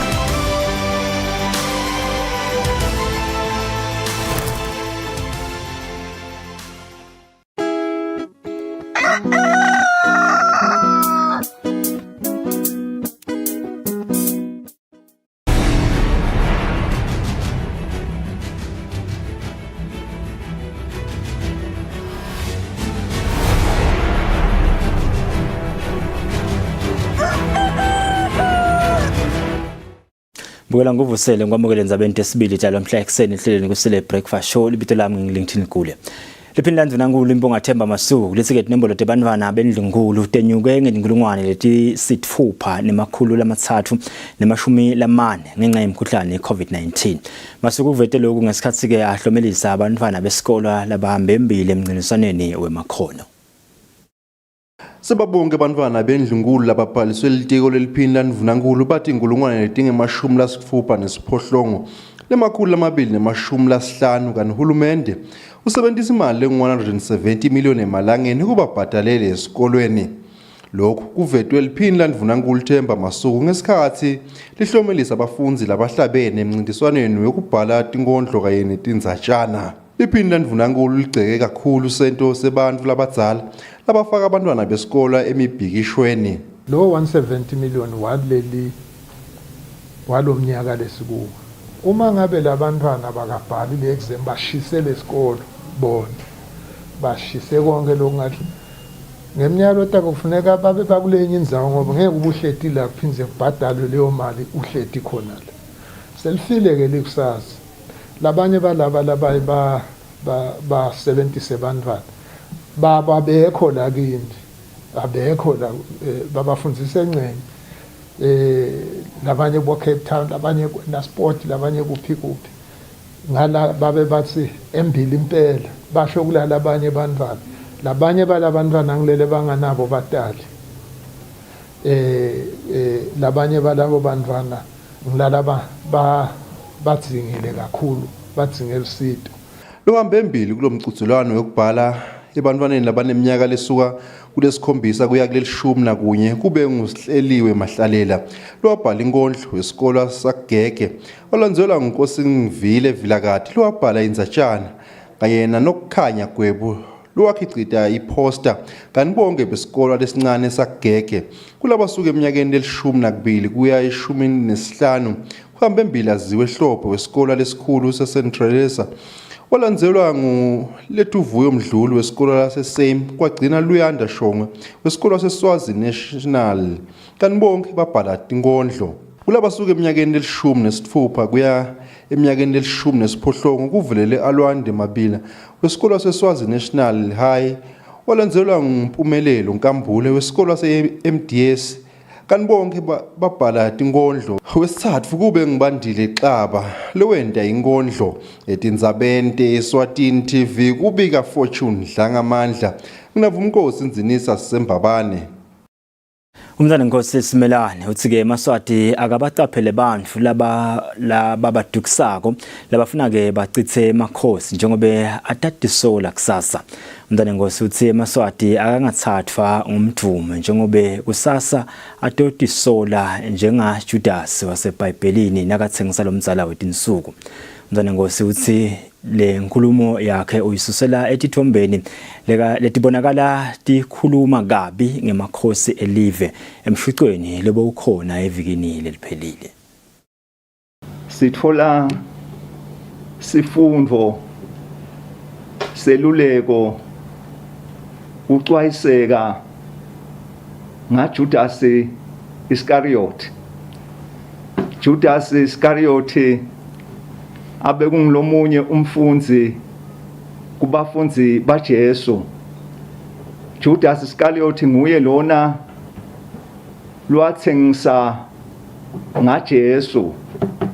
LiBhayibheli ke liveta kwekuthi asamthengisile abona lokwendiwa kuJesu ahlukunyetwa endiwa nalokwa abethelwa lithi ke lelivi wathi sola lawa ngemavi emntwana enkosi Simelane lobeka yala eMaswati ngekuthi angahambi ngemthumo kodwa ahloniphe emakhosi. Uye uveke kuthiwe umhlaba awusithube umangalo ukuthi lolothi umhlaba awusithube kutemnotho yena uthi utawuphilaphi akatuthi sola yini kusasa. Umntwana enkosi uthi eMaswati akabe munye kulesikhathi lesi. Asibe munye sonke isikhathi masimunye siyawuphumelela. Wekutile nekuthi bantfu bacaphele ukuthi litawugcine likuphi lelive. Sibhekiswe kumbuso wemgiqomgiqo siyekeliswe lokhu kwethu Maswati. Umntwana enkosi ucelile ukuthi eMaswati akahloniphe emakhosi angayekeleli lokuhlela nako kuze angatawuti sola kusasa. Tindzabeni Eswatini TV kubika Themkosi Mavimbela eMbabane. Litiko letempilo ngekubambisana nelitiko letasekhaya kanye nenhlangano yasevenile kaIsrael lisebenta ke kunike labatsingile lusito iIsrael seyisukumise umkhankaso lomusha lokutsata ke bonke bantfu bengikholo lapha eveni ukuthi bagomele umkhuhlane iCovid-19. Lo mkhankaso lotiwa ngela Jova Mzalwane usukunyiselwe ehotela leSibayini Lodge kuMatsapha. Betempilo bathi kuleswatini emalanga ekubedvuka kweligagasi lesine lemkhuhlane iCovid-19 sekasedvute kanti indvuna yelitiko letempilo lezinkhosi lebeyimelelwe ngudokotela Agcinile Buthelezi nakusukunyiswa umkhankaso wekujova kwebantfu benkholo kuleswatini igcizelele ukuthi yonke imijovo yekugomela lo mkhuhlane iphephile. Siyati ke ukuthi linengi lethu lelikhuluma ngokuthi lemijovo ngathi iphangise kakhulu ukuthi ibe khona kulelive ukuthi akufani naletinye tifo. Thineke betempilo sithandza kubonga ukuthi lemijovo ithi ifika la kithi kangwane ibe seyingene etigabeni letehlukehlukene letikhombisa ukuthi seyiphephile ukuthi singayijova nathi. Mapalane lomkhulu wetiko letasekhaya Nhlanhla Nxumalo lobekamelele indvuna umfana enkosi Lindiwe uthi emakrestu ashayeke kakhulu ngalesifo iCovid-19 lokubita ukuthi akuhambele embili kugoma. Since His Majesty's government declared COVID-19 as a national emergency in March 2020, the Church has experienced the harsh impacts of the pandemic in several dimensions. Umqondisi wenhlangano iIsrael Shaket Safa ukuthatha abafundisi ukuthi bahambise imilayeto leyakhako ngekugoma kubazalwane. You are the leaders. People trust you. We trust you. And we can do it together. Baholi betinhlangano temabandla iLeague Council neConference of Churches nabo bavumelene ngavilinye ukuthi emakrestu kumele yakuthathele etulu kugoma. Siyakhuthaza abafundisi hambani yokhuthaza abazalwane bajove. Unfortunately, these theories continue ngawo lemicondvo leminingi iyachubeka to challenge the church yatsintsana ke nelibandla to have clear theological positions. Betempilo babese batfola litfuba lekuphendvula imibuto leminyenti lephatselene nekugoma lebutwe bafundisi labe bangenele kusukunyiswa kwalomkhankaso. Kubika Hlengiwe Ndlovu nginambongwa Dube kuMatsapha. Indvuna yemisebenti lemkhulu nekutfutsa sikhulu Dlaluhlaza Ndwandwe seyisukumise ngalokusemthethweni uhlelo lokuthi ke banekathi betimotolo sale babhadala imithelo yabo basebenzisa MTN Momo e-payment system renewal of motor vehicle license disc bangasaye emahhovisini kubhadala timali tahulumende ema-revenues. Le msebenzi bengenelwe ke na indvuna yelitiko letemabhizinisi netekutsengiselana Mancoba Khumalo. Kuthi abanikati betimoto noma tinkampani bakhona ukusebenzisa le ndlela lensha yekubhadala imithelo yetimoto basebenzisa MTN Mom kumele babe ngulababhaliselwe uhlelo ka-MTN Eswatini kanti bashaya *468# bese balandzela imilayeto lelandzelako. Lo msebenzi usukunyiswe ngalokusemthethweni indvuna yelitiko letemsebenzi lemkhulu nekutfutsa Chief Ndlaluhlaza waNdwandwe.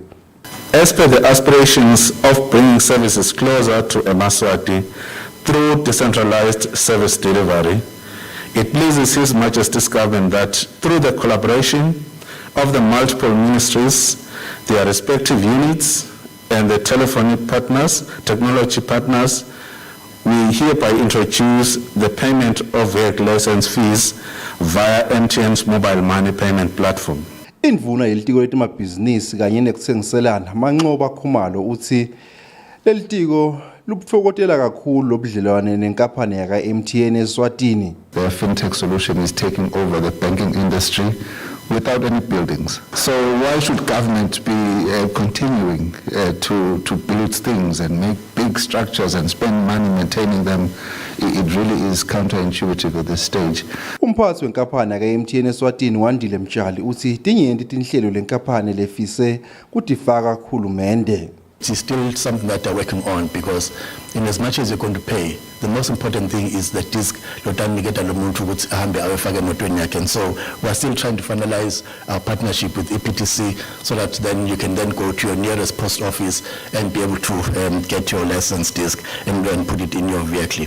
Ngamnyaka wa 2012 hulumende wacala uhlelo lokuthi bosomabhizinisi sale babhadala lolunye lusito services basebenzisa uhlelo lwa MTN Mom lokhu kufaka ekhathi kubhalisela amabhizinisi kanye nekwathelela etindzabente Eswatini TV kubika Fortune Dlangamandla ngisezulwini. Inhlangano yakakhomersa hlangothikele libuke kwesekela bomake kude business seyinikelele inhlangano Asiphileni Farmers Limited ngemotolo lenemakhata lebita ke imali lengu-430,000 emalangeni. Ikhuluma ngesikhathi yethula le motolo kule nhlangano indvuna yelitiko letemabhizinisi Manqoba Khumalo ithi kubambisana nale nhlangano kuyindlela uhulumende lakhombisa ukuthi bophelela kwakhe kuthuthukisa bomake kuleli. Eminyakeni lophelile uhulumende wasukumisa indzawo yekhicita tinkhukhu tasemakhaya eshiselweni ngaphansi kwelihlelo lekufukamela bosomabhizinisi lababomake loluchutshwa inhlangano yahulumende lebuke kuthuthukisa bosomabhizinisi labancane iSEDCO. Inhlangano yakakhomersa lihlangothi lelithuthukisa bomake selinikelele lenhlangano iAsiphileni Farmers Limited lengaphansi kwaloluhlelo imotolo lenemakhata lebita imali lengu-430,000 emalangeni.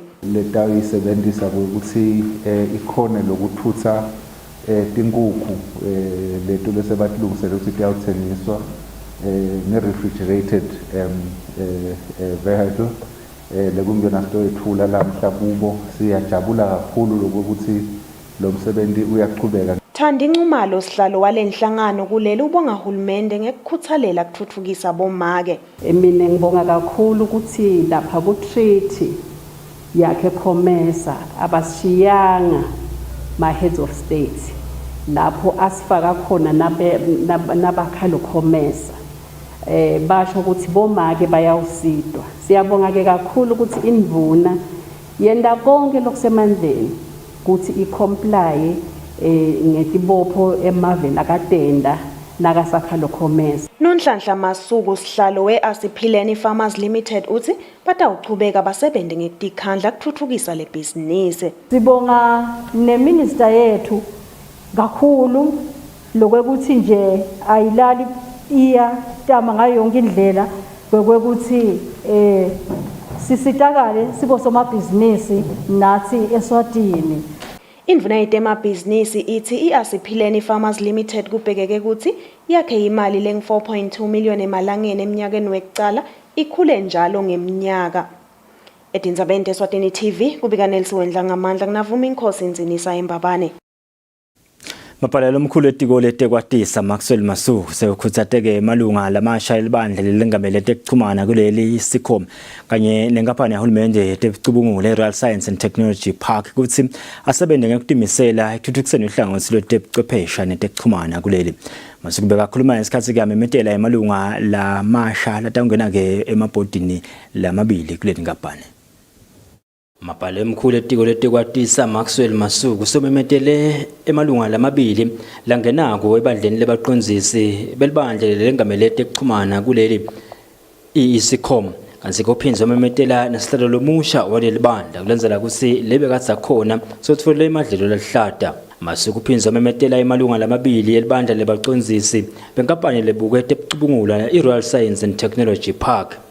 Masuku bese-ke uyawayala lamalunga lamasha ukuthi atimisela sangena kule misebenzi lathunywe yona live. Mlungisi Dlamini will be your chair person yale board. Khethiwe Alexandra who's joining your board of directors. Bese kuba na nemfundisi lana babesenzo hlatshwayo kungeteka naledi khanya ne as a member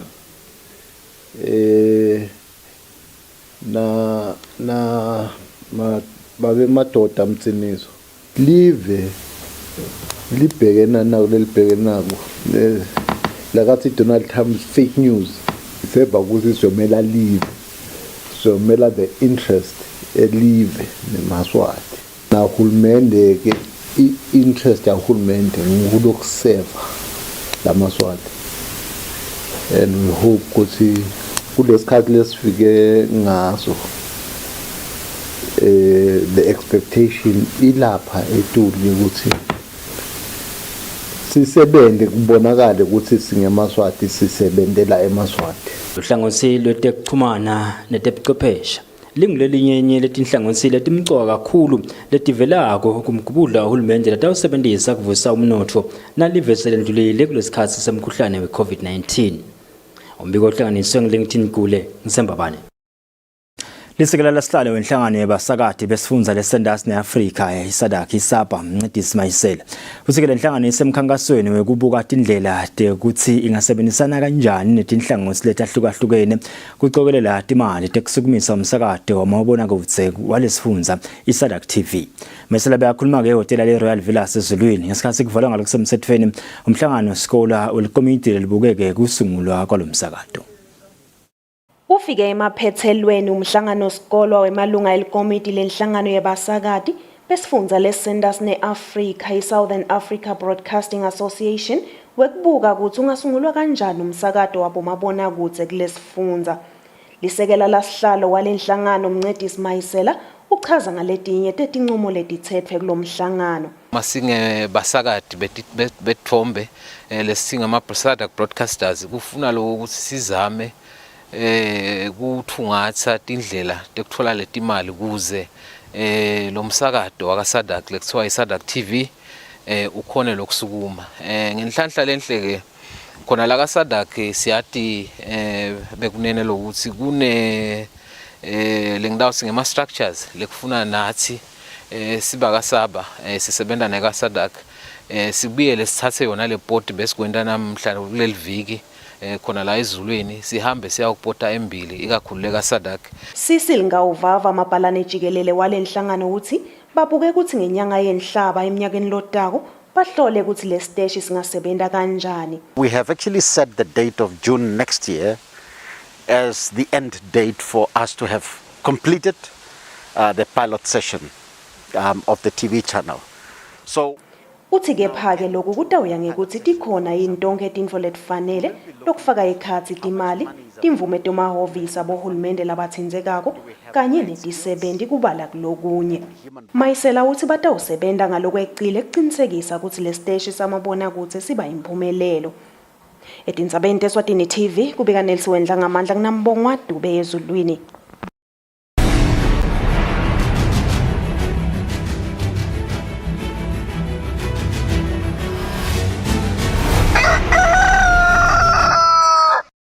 Inhlangano yemidlalo wetennis kuleli itsike ilahlekelwe kakhulu ngekuhamba kwamengameli wayo Maxwell Jele lesayoba-ke ngumphathi enhlanganweni yemidlalo wema-Olympics kuleli.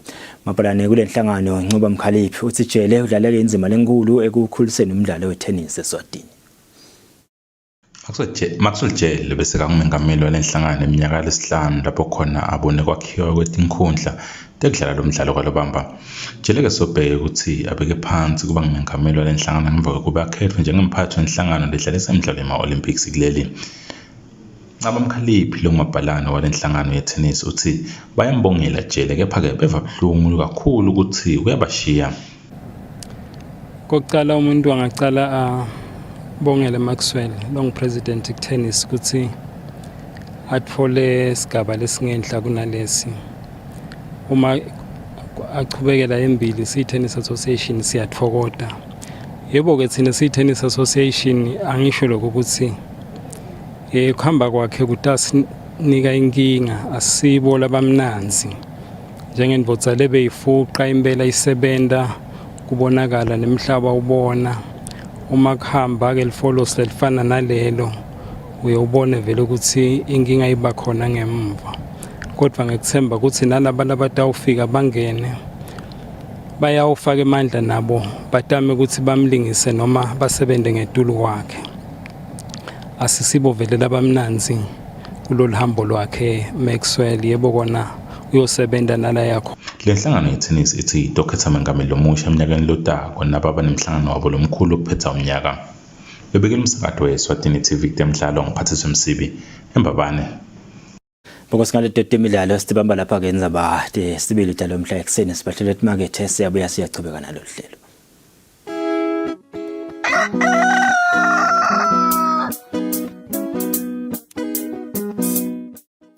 Here we are at Mpunhle High School. We are here at Malinza High School, Galanga High School. Hello, hello, hello. My name is Vanente Smelane and I am your new presenter for this year's new season of Friends on the Go. Out of the following people famous for in the Bible. Yours is Eve.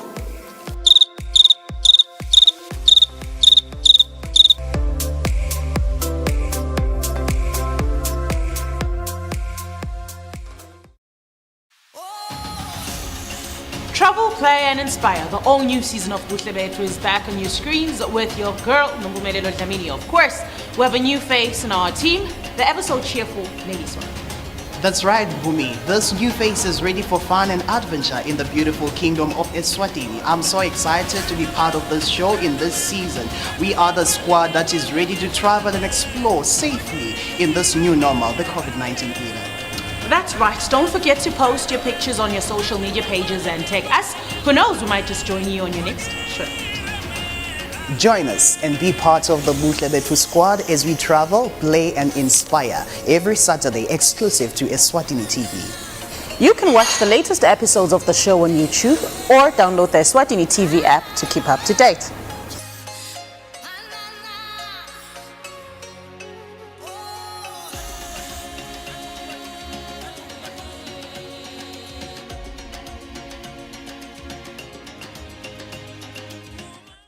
I do the most. Watch local TV on the go with the Eswatini TV app for only 20 emalangeni per month. Do the most with Eswatini TV app. Download from Google Play Store or App Store. We're good together. Everywhere you go, MTN.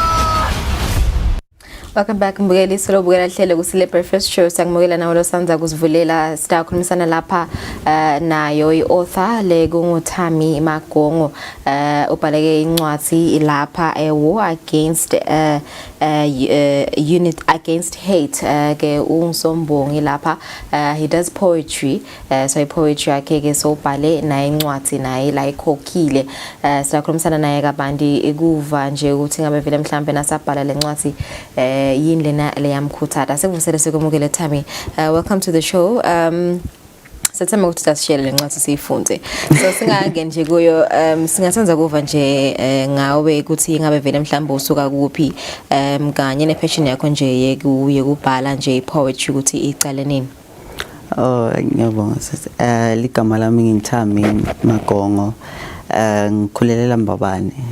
Ngicela ukufunda Mbabane SOS la ngicethe khona ngase ngiya University of Eswatini. Okay. La ngifike ngafunda khona ama humanities. Ngenda poetry ne literature, so ngagcina ngidikhanza vele ngikule ndlela le ukuthi ngibhale ngibe ngumbhali njengoba sekwendekile. Okay. So uyabhala nje vele imvelo ithandzako vele nje no regrets. No regrets, although kulikhuni kuba ngumbhali especially na kumele ukuthi wende wonke lo msebenzi ukuthi igcine kuphumelela, kepha ke kube ngiyo ipassion le ukuthi ngigcine ngiphumelela. Okay, so usebenza wedwa nje like kude mhlambe lo munye lokusitako? Shothi bekungiyo le company le ngipublishele iOrigin Media. Yebo, seyikile ya publishela nalabanye labakhona laSwatini babhali. Khona nje nothile Nkambule naye ungumbhali uceda ukukhokha incwadi takhe. So kuba kusebenzisana nabo nalama publishers nalamanye ke ma authors ukuthi ubude lapha nalapha. Okay, so let's talk about poetry yakho ukuthi what kind of poetry lo yendako nekuthi mhlambe uyashintsha yini over the years noma mhlambe nje ufocus kule. Since incwadi yami iqala vele lena ngakhetha kiyo ukuthi ngibhale shothi ngathi it's perspective writing. Ngibhala kube ngathi ngingilo muntu lokhuluma lo njengalena nje it's gender based violence, ngibhala ngathi ngingile victim ikhuluma lokho lekukhulumako o isho leso story sayo kanjalo na ku mental health kuba ngathi ngilo muntu kuba easy ukuthi urelate kiko.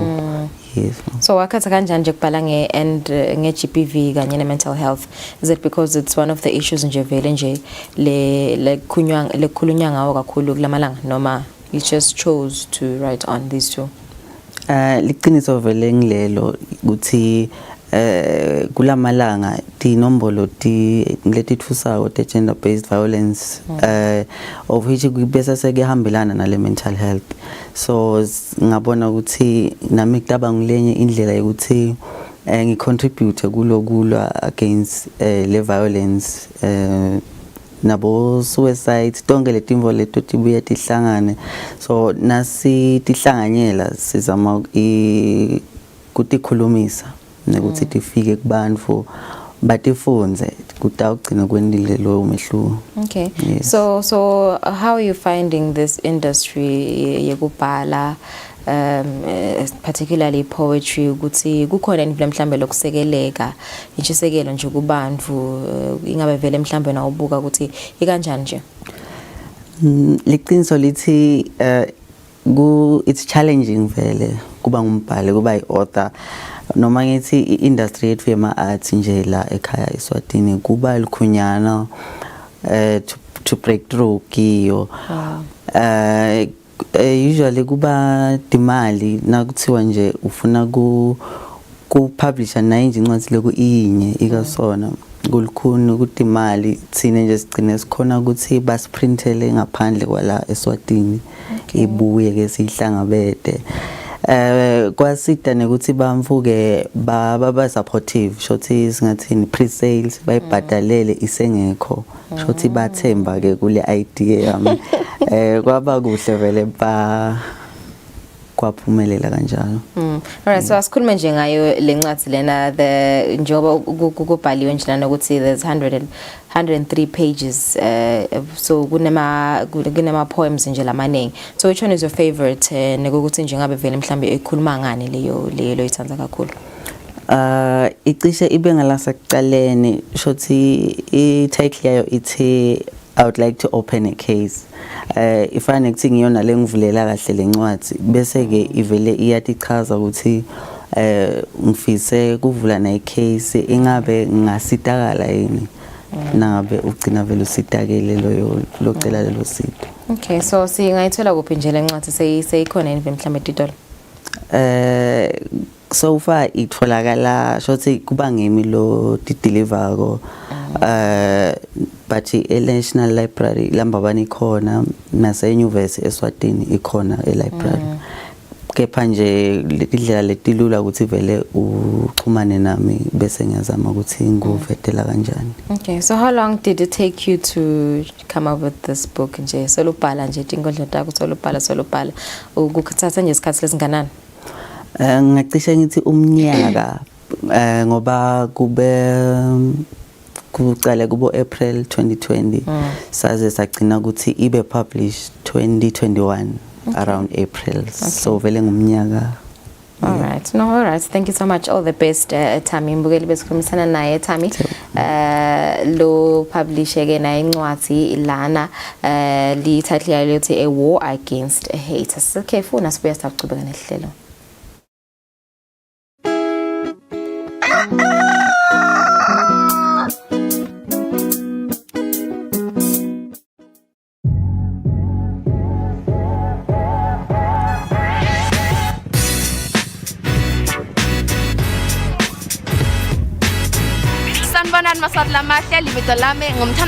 And you are tuned into a brand new show on Eswatini TV called Street Quiz. Street Quiz is a show that is aimed at finding out just how well you know your beautiful country and just how well you travel. Now, the beautiful part about it, and that is my favorite part as well, is you get to win a special prize. Now, that could just be money or a little something extra. As for me and my team, Nidanibona every week from here, just as long as you tune in and now I'm gonna start doing balege.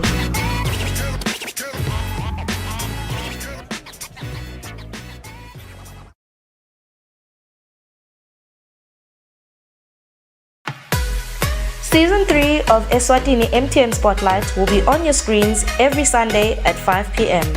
We have made changes in our usual lineup. To all lovers of choral music, Emakhala Khala is now moving to Saturday at 4 p.m. For current affairs and developmental issues, Mbili Ganye Ganye is moving to 6 p.m. Siyavuma. Ngazathi umfana yethi nena make asivani. Siyavuma agenda discussion program is moving to Saturday at 4:30 p.m. If you have missed an episode of MTN Spotlight on Sunday, make sure you catch on our repeat slot every Mondays at 11:30 a.m.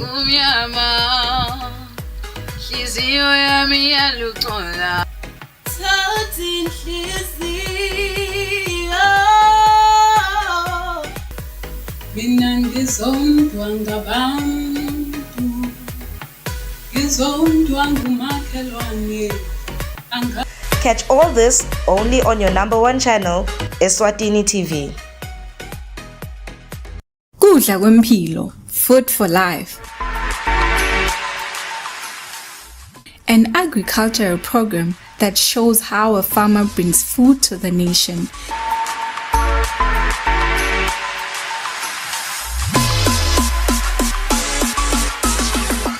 Kudla kwayo leta uphinze ukudle nasekufika isikhathi sebusika nalinile nje libele lana kuzone liyadwa imbela libele lahlanzeni so lonke linale mvula le moderate yethu sine lahlanzeni kudla kusemhlabathini konke lesikudingako sitakuthola emhlabathini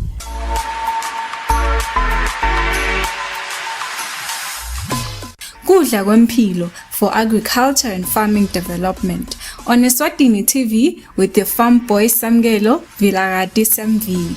Kudla kwempilo, food for life.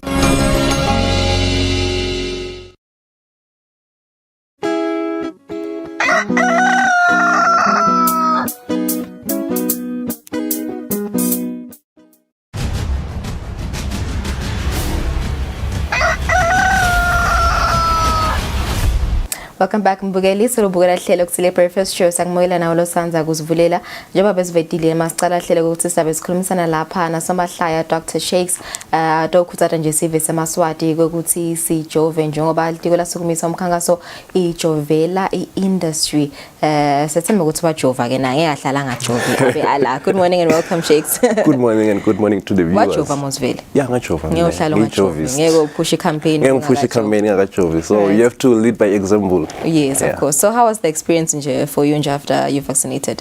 Okay, I started before Ngisaya go vaccinate. The side effects afika before it. Like no, when you don't know what to expect.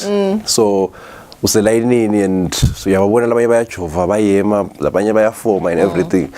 So ngajova nami then after there were side effects. I won't lie, there were side effects, but then kulendlela ukuthi okay, nathi mandi, drinking lots of water.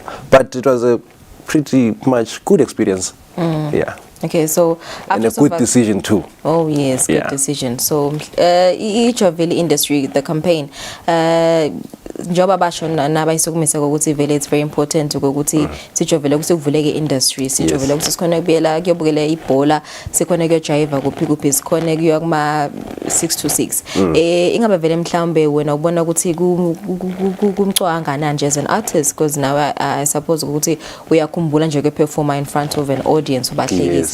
Ingabe vele mhlawumbe kubaleka kangakanani ukuthi vele sicicutele bamfuthi bami bayajova? No, kumcwa kakhulu. Mina njengoba sibona amanye amave abantu sebajovile babuyele in numbers kuma concerts and ma stadiums.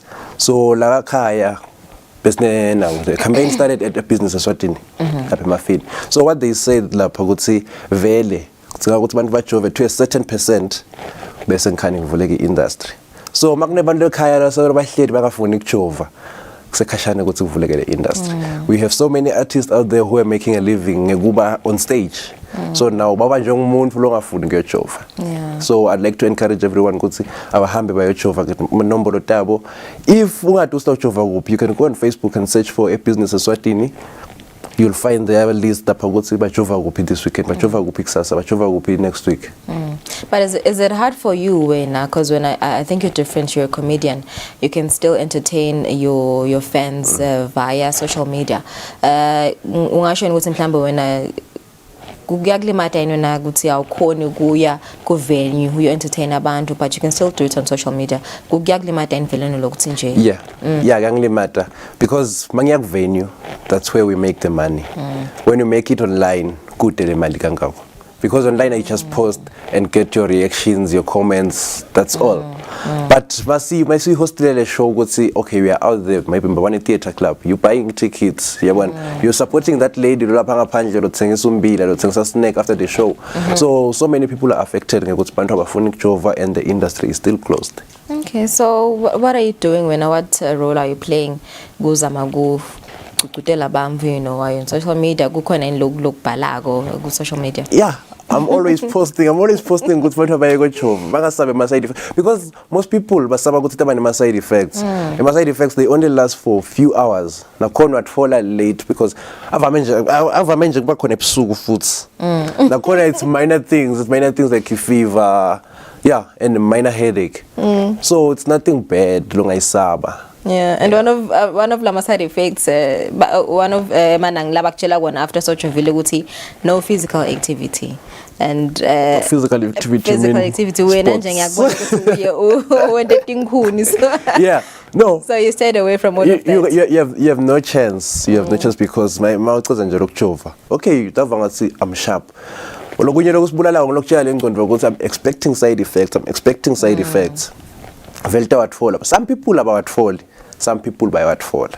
So very no physical activity. You have to relax, drink a lot of water after vaccination. Okay, so how many people have you been able to reach out to nje besides labaga social media, mhlambe close family, bangani bakho, uyakhona nini bachazela ukuthi guys Giovanni kude industry tawuvuleka? Yeah, my friends, most of them, they are now vaccinated. My family, all of them, they are vaccinated. So I make sure with someone who's closer to me is vaccinated. Because before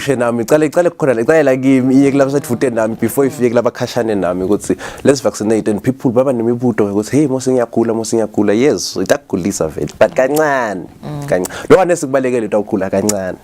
Okay, so nikhuluma livilinye namanye ama artists ukuthi vele no asjoven guys khona kutawuvuleke industry. Yes, not only just artists, even the soccer players now.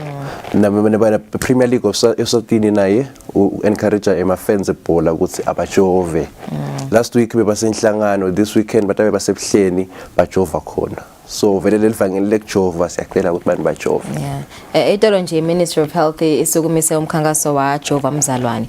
So sesitawugatsa nje something nabajove bantu. Sitawugatsa nawe something from you social media. Kukhuthatha bona bazalwane. Kukhona lesingagatsa. Khona ngagatsa. I try by all means to encourage people ukuthi abajove bazalwane. Noma ngabe sekuthiwa Ministry of Health ahamba yokhemba leti potini labathi natha khona abantu akahambe abahlalele khona bajove.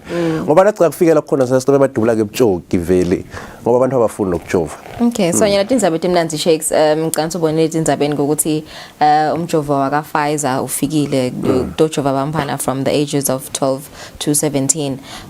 Ingabe vele mhlambe nje ungathi njengaloko nje ukuthi at least nema teenagers now sathathola lithuba lekujova. Loko ngasho ukuthi it's a good thing njengoba sitova ukuthi ikole tabedivulwa Monday full force. So mase taqala ukujova nama teenagers nakhona that's a good thing because hulumende makathi uvala le industry mase tayivula ukuthi bantu bajove babala tinombolo ukuthi let's reach to 70% of the population vaccinated, then that's when we're going to start talking good okay say fully industry now. But last time we checked we were still on 16% or to 20% yebantu abajovile. So we still have a long way to go. Okay, so besides ukuthi nje mhlambe you post ama videos akho ku social media when my live shows khona social media uyenda kanjani nje imali ukhona kuyenda kanjani imali? Lapho ngona kuchama khona ke the sponsors ukuthi I want to advertise on your videos, I want you to to push my brand using your memes. That's where we make money, but ayifana le mali besiyakha kusavuleke the industry. So I avail my sponsors. I avail the sponsors, yes. So when I shoot some 7 lemkhulu you have to make more memes. Yes, that's the thing. The 7 years is doubled. You have to make more memes. Encourage people ukuthi abaphume bayojova. Encourage people ukuthi support my brand yabona. Yes. Okay, so sasikhathi singana nje kwakha imeme ucabanga njanje ukuthi hayi lana ngifuna kubhala kuthi lana ngifuna kuphoza kanje lana ngifuna kwehla kaso. It takes time. Usually when I'm bored that's when I get to be more creative. But busy vele, there's nothing that's gonna come out. But when I'm chill and bored, that's when I'm gonna be creative. Okay, all right. Sesivala nje Shakes mhlawumbe nje kuphinza ucucutele nje sive ukuthi asijove #joveli industry. Nga encourage wonke umuntu ongakajova ukuthi akahambe ayojova nalo sabako naye. There's a helpline number you COVID longayishayela. It's there on my Facebook page but it's there. You can call it but actually ukuthi no mawuva the side effect this is what you can take. Mawuva the side effect this is what you can drink. So people mangabe kunomuntu longakajovi out there I'd encourage you ukuthi hamba uyojova check on Facebook ukuthi bajova kuphi this weekend bajova kuphi kusasa and please do the right thing. Oh yes, thank you so much Shakes. Kuba nathi ehleleni mbukeli, there you have it. Besikhuluma naye lapha Dr. Shakes Longu Somahlaya. Beka khuthatha nje noma kagcugudela sibe samaswati ukuthi siphume siyojova ikakhulukazi njengoba nje sekuqala ukujova wona ema teenagers njengoba umjovo waka Pfizer so ufikile asijoveni khona kutawuvuleka iindustry #joveli industry. Let's take a break. Nasibuya sitawuya sichubeka nehlelo.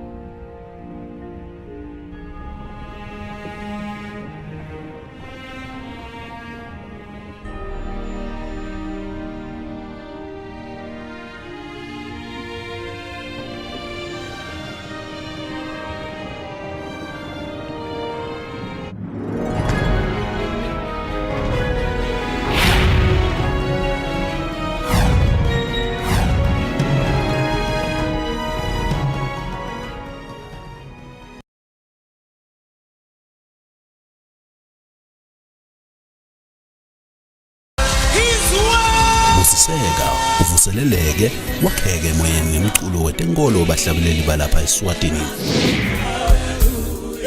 sikulethele abahlabeleli abadala nalabo labasakhula emculweni wetenkolo bahlabela bukhoma lapha eSwatini.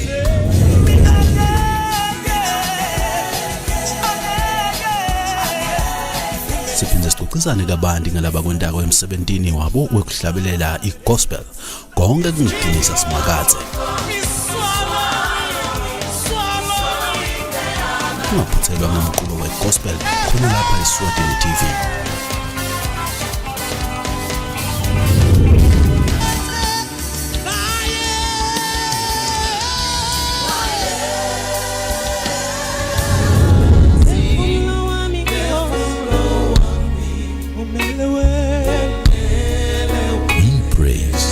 God be the glory.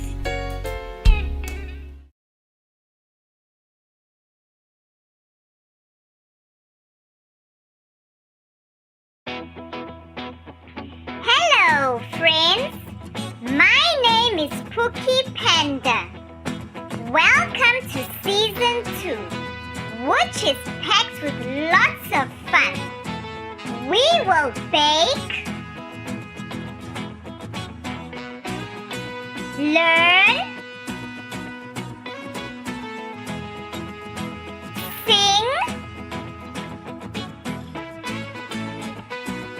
and make lots of creative things with paper and dough. Join me every week as we go on an adventure to different places. See you soon, my little friends.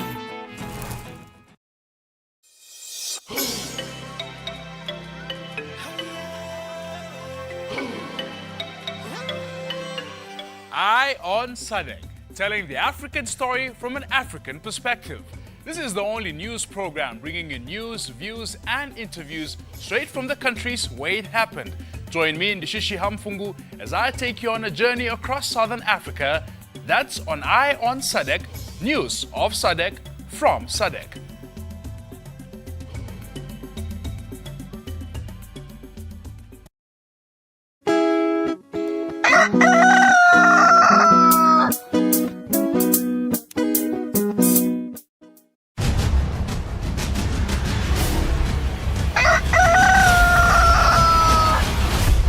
Because 13 minutes before 8 siyaqhubeka nalo hlelo namhla ekseni sifuna nje kubuka hlangothi lwetemidlalo njoba iyaqhubeka imidlalo kule phela senze njena kuqhubeka imidlalo yemave ma national teams landzela ukuthi ngileyo FIFA break kanti kenzaba nje lenkulu ngivile lo ayifufutha parties ngimade umgcina etholile yini indzaba ye league yala eSwatini njoba ngiyakhumbula lesina sikhuluma na master last week Friday washo ukuthi kungenteka icale this Saturday noma kule phela sonto lena knowledge Linda Dlamini master yeah ngiyaphela kule ku senjalo yeah indzaba ye-league itolo ikhokha statement i-Premier League yasho ukuthi i-league ayisaqali kule mbela somvulo siyakuyo uyakhumbula ukuthi emavikini lamathathu lendlulile bebabambe umhlangano wokugcina lebe kuyi-financial report washo chairman wathi noma kanjani kule weekend yamhla ka-8 i-league iyaqala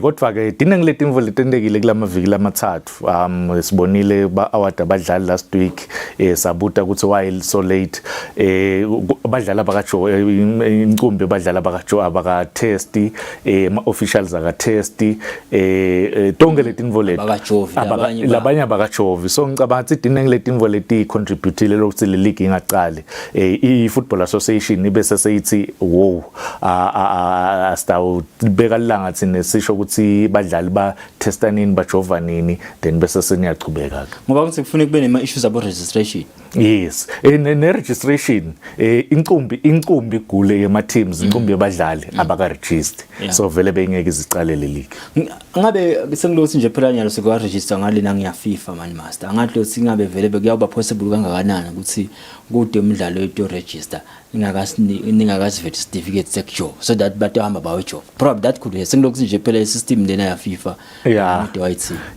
ungete watsini because vele itinvo ta FIFA in fact kulomgomo wa FIFA angiboni ukuthi kukhona lokuthi kuzo register kudzinga ukuthi uproduce list sengabe baphule nelungelo lakho umuntu ukuthi mina ngimele ngiyodlala kodwa uthi wena ngingeke udlala ngalokuthi angajova but nje sikhutsata kona ukuthi bamva bahambe bayojova ngoba nema fans solo ahamba nje adungeleta lona le level Eswatini bafuna kona bakhutsata bona balandzela ukuthi abajove bayiplan nje kule weekend le solo khutsatwa bona ukuthi nakubuya le league bafuna ukuthi balandzele eSouth Africa ku game yakhona nje bafana versus Ethiopia batawungena balandzeli labajovile so ngicaba ukuthi for us as level Eswatini libomakhelwane eSouth Africa singakopa le tinvo lethu kunema developments lamalentekile kule week master the new CEO aka inhlangano lebuka imidlalo ema Olympics Maxwell Jele sibuka indlela la pushe ngayo the sports saka tennis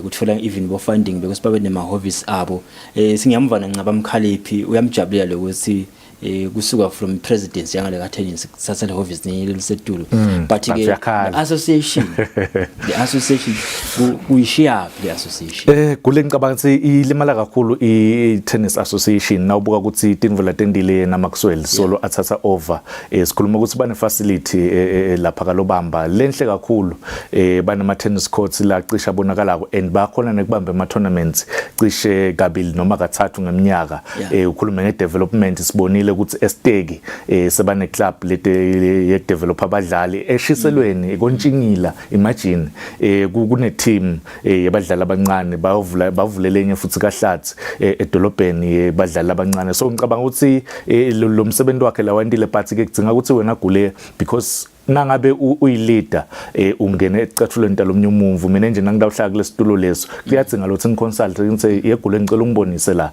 lapho ukuthi awukhona ukuthi uphumelele ula akekho khashani akinothi ukuthi futhi ukuthi uphume completely la kuma sports usolo ukhona kuma sports but awudzinga vele ukuthi ba consult kuye babute ukuthi because Maxwell ngisoma business ucaba kwasoma business ehlukile ngicaba ukuthi ngikulo kuya bese sekwenda ukuthi sports isithuthuka angene kunayi masele ngithi mhlambi yashisa kancane uthi coach wesithebe le experience lebabuya nayo course safi but ayisebenzisa afcon ngiyatibuta ke ukuthi ikhona nivele experience lebabuya nayo le tournament kule ngicaba ukuthi idine ngiletimvo labatfunzile if bakhonile lokufunza but bayodlala neZimbabwe nyalo kulandzelako ema qualifiers AFCON because babuya khona COSAFA lengicaba ukuthi kudzinga ukuthi bawende bawathola ama friendly games na coach ati ukuthi kahle le team idlala kanjani itolo ngibele enhlahla sakhuluma na coach uma under 20 Simphiwe Simelane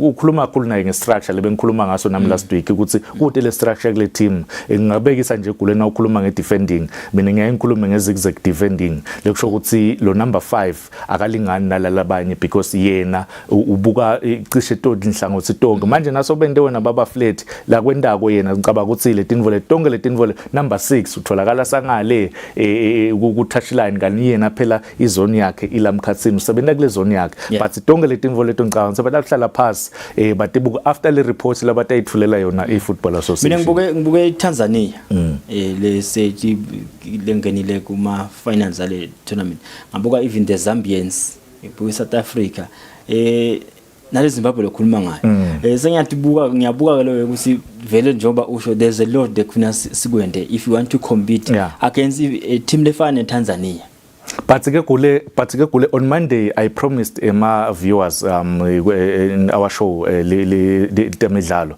kuthi ngisenda ama investigations lama investigations athi kumele kusuke onke lama males lalapha kule technical bench the female players are not happy kunema allegations la khuluma ngetimvo tabo abuse so ngicaba ukuthi inhlito yami uma ukhuluma kanjalo ngema female males ku national team la tawuhamba represent alive angajabuli ngicabanga ukuthi ngisata uqhubeka nawo ngathi nasengimatholile goal engidasibhubuta lesigubhu semsekenya because le nto yakameli yendeke at national level kumele ukuthi sibe professional if usitawuqhubeka because uyabona ibody language yala players ukuthi akajabuli in fact ayesaba some of them basele because abakhonanga kwendiswa team votsite uyabona so ngicabanga ukuthi le nto yokumele igcine if usifuna ku progressa as live Kazi-ke kubavelile nebadlali be-Australia labadlala ke ibhola yabo manje nanabo baveta kutheni kunema allegations abacela ukuthi laba phesa ibhola e-Australia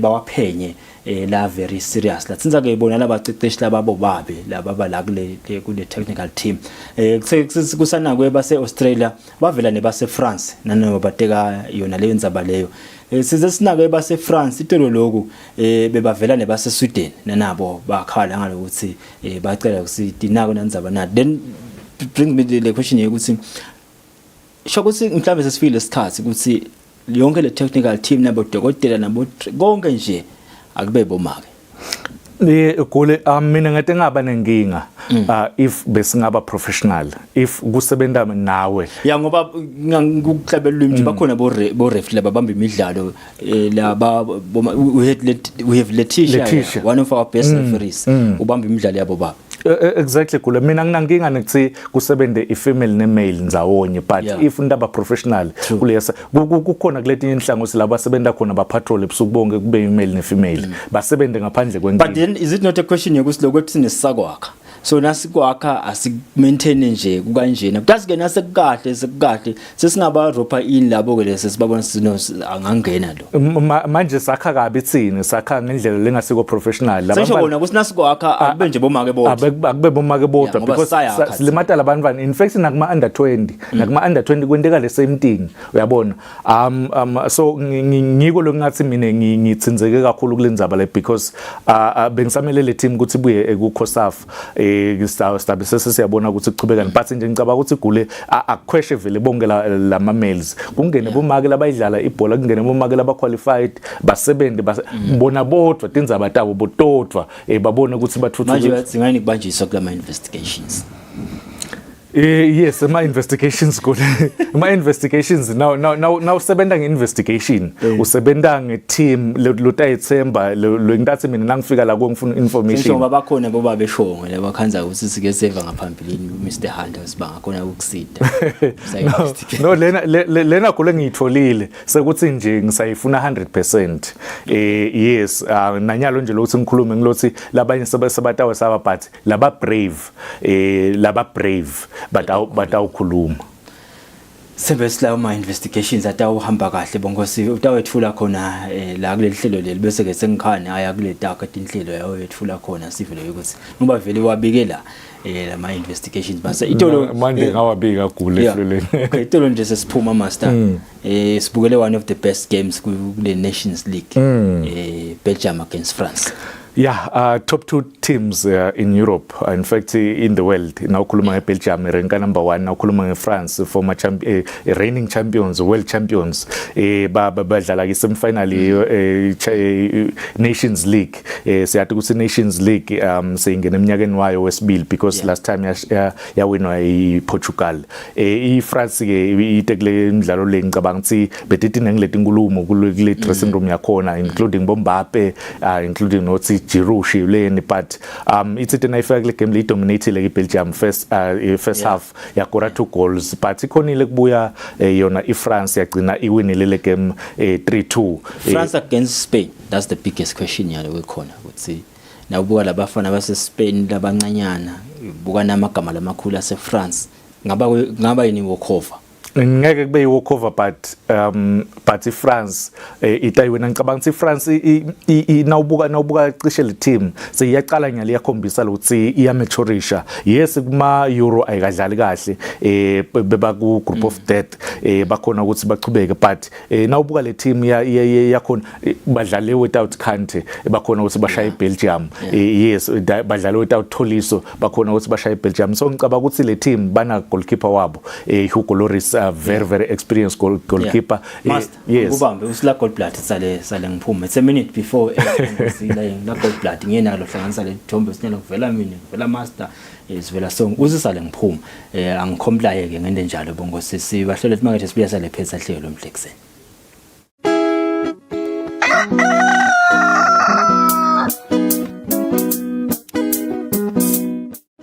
Here we are at Mpunhle High School. We are here at Malinza High School, Galanga High School. Hello. My name is Eswatini and I am your new presenter for this year's new season of Friends on the Go. Out of the following people famous for in the Bible. Yours is Eve.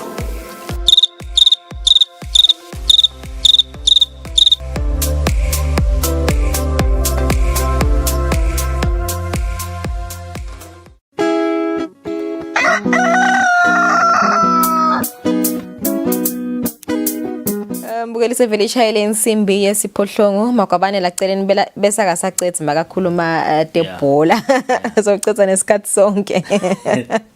Mbukeli sibakakhulu kuba nathi lomhla ehlelweni solo nje siya nicocodela ukuthi nihambe niyejova #Joveli Industries jovela ukuthi industry ivuleke timvo letiningi tivuleke sibuyele khona ebholeni siyobukela ema teams 8 full Eswathanzaka. Oh yes na Jova Mzalwane. Bajove sembe kusilamasonto nje onke bafundisi bathi abacocodela emakholo ukuthi akayo jova bakhohlwe ngenzaba yabo 666 ayikho into njengale bongosi Themba sivikeleni ku breakfast show libelihle kakhulu futhi ke nitabane phela sonto lenhle nalemnanzi nale busisekile sithemba nalo ukuthi ke konke nje nikuhlelile lomsala wethu insuku utakwenda ukuthi kuphumelele ikakhulu kade kule nyanga ya October lenzaba yekuhlola bomdlavuza. Namhla sikiwa yes ka hospice at home yes siyahlola nje diabetes siyahlola iBP siyahlola bomdlavuza kusukela ngensimbi yemfica namhla ekseni ka hospice at home kumathapha. Uye ke nebantwana bahambise abantwana ngoba siyevala kusinale lesifo sashukela abantwana sesiyababamba nanabo bahambe bayohlola inombolo lithi induna yetempilo astart inombolo tethu inombolo yakho yeBP ukuthi ithini tonke nje lokudzinga nje kusikwade emtimbeni wakho kwadi bongosi sina producer lomsha namhlala manje usasiqhubeke nje singasinaki lesikhathi ukuthi sise minute after 8 usafuna kusiya uthi siqhubeke kushaya fast 8 after 8 kule phela sonto ke ngosi nembala siyakhuthaza leyo semakholwa akajove angazi ke usisozivile ukuthi sithini bongosi impela sonto la bengilenhle nalebusisekile umsala wethu insuku andonze sibona nehlelweni ngekuvuma kwakhe lomsala wethu insuku ngemsombuluko siphilile bongosi.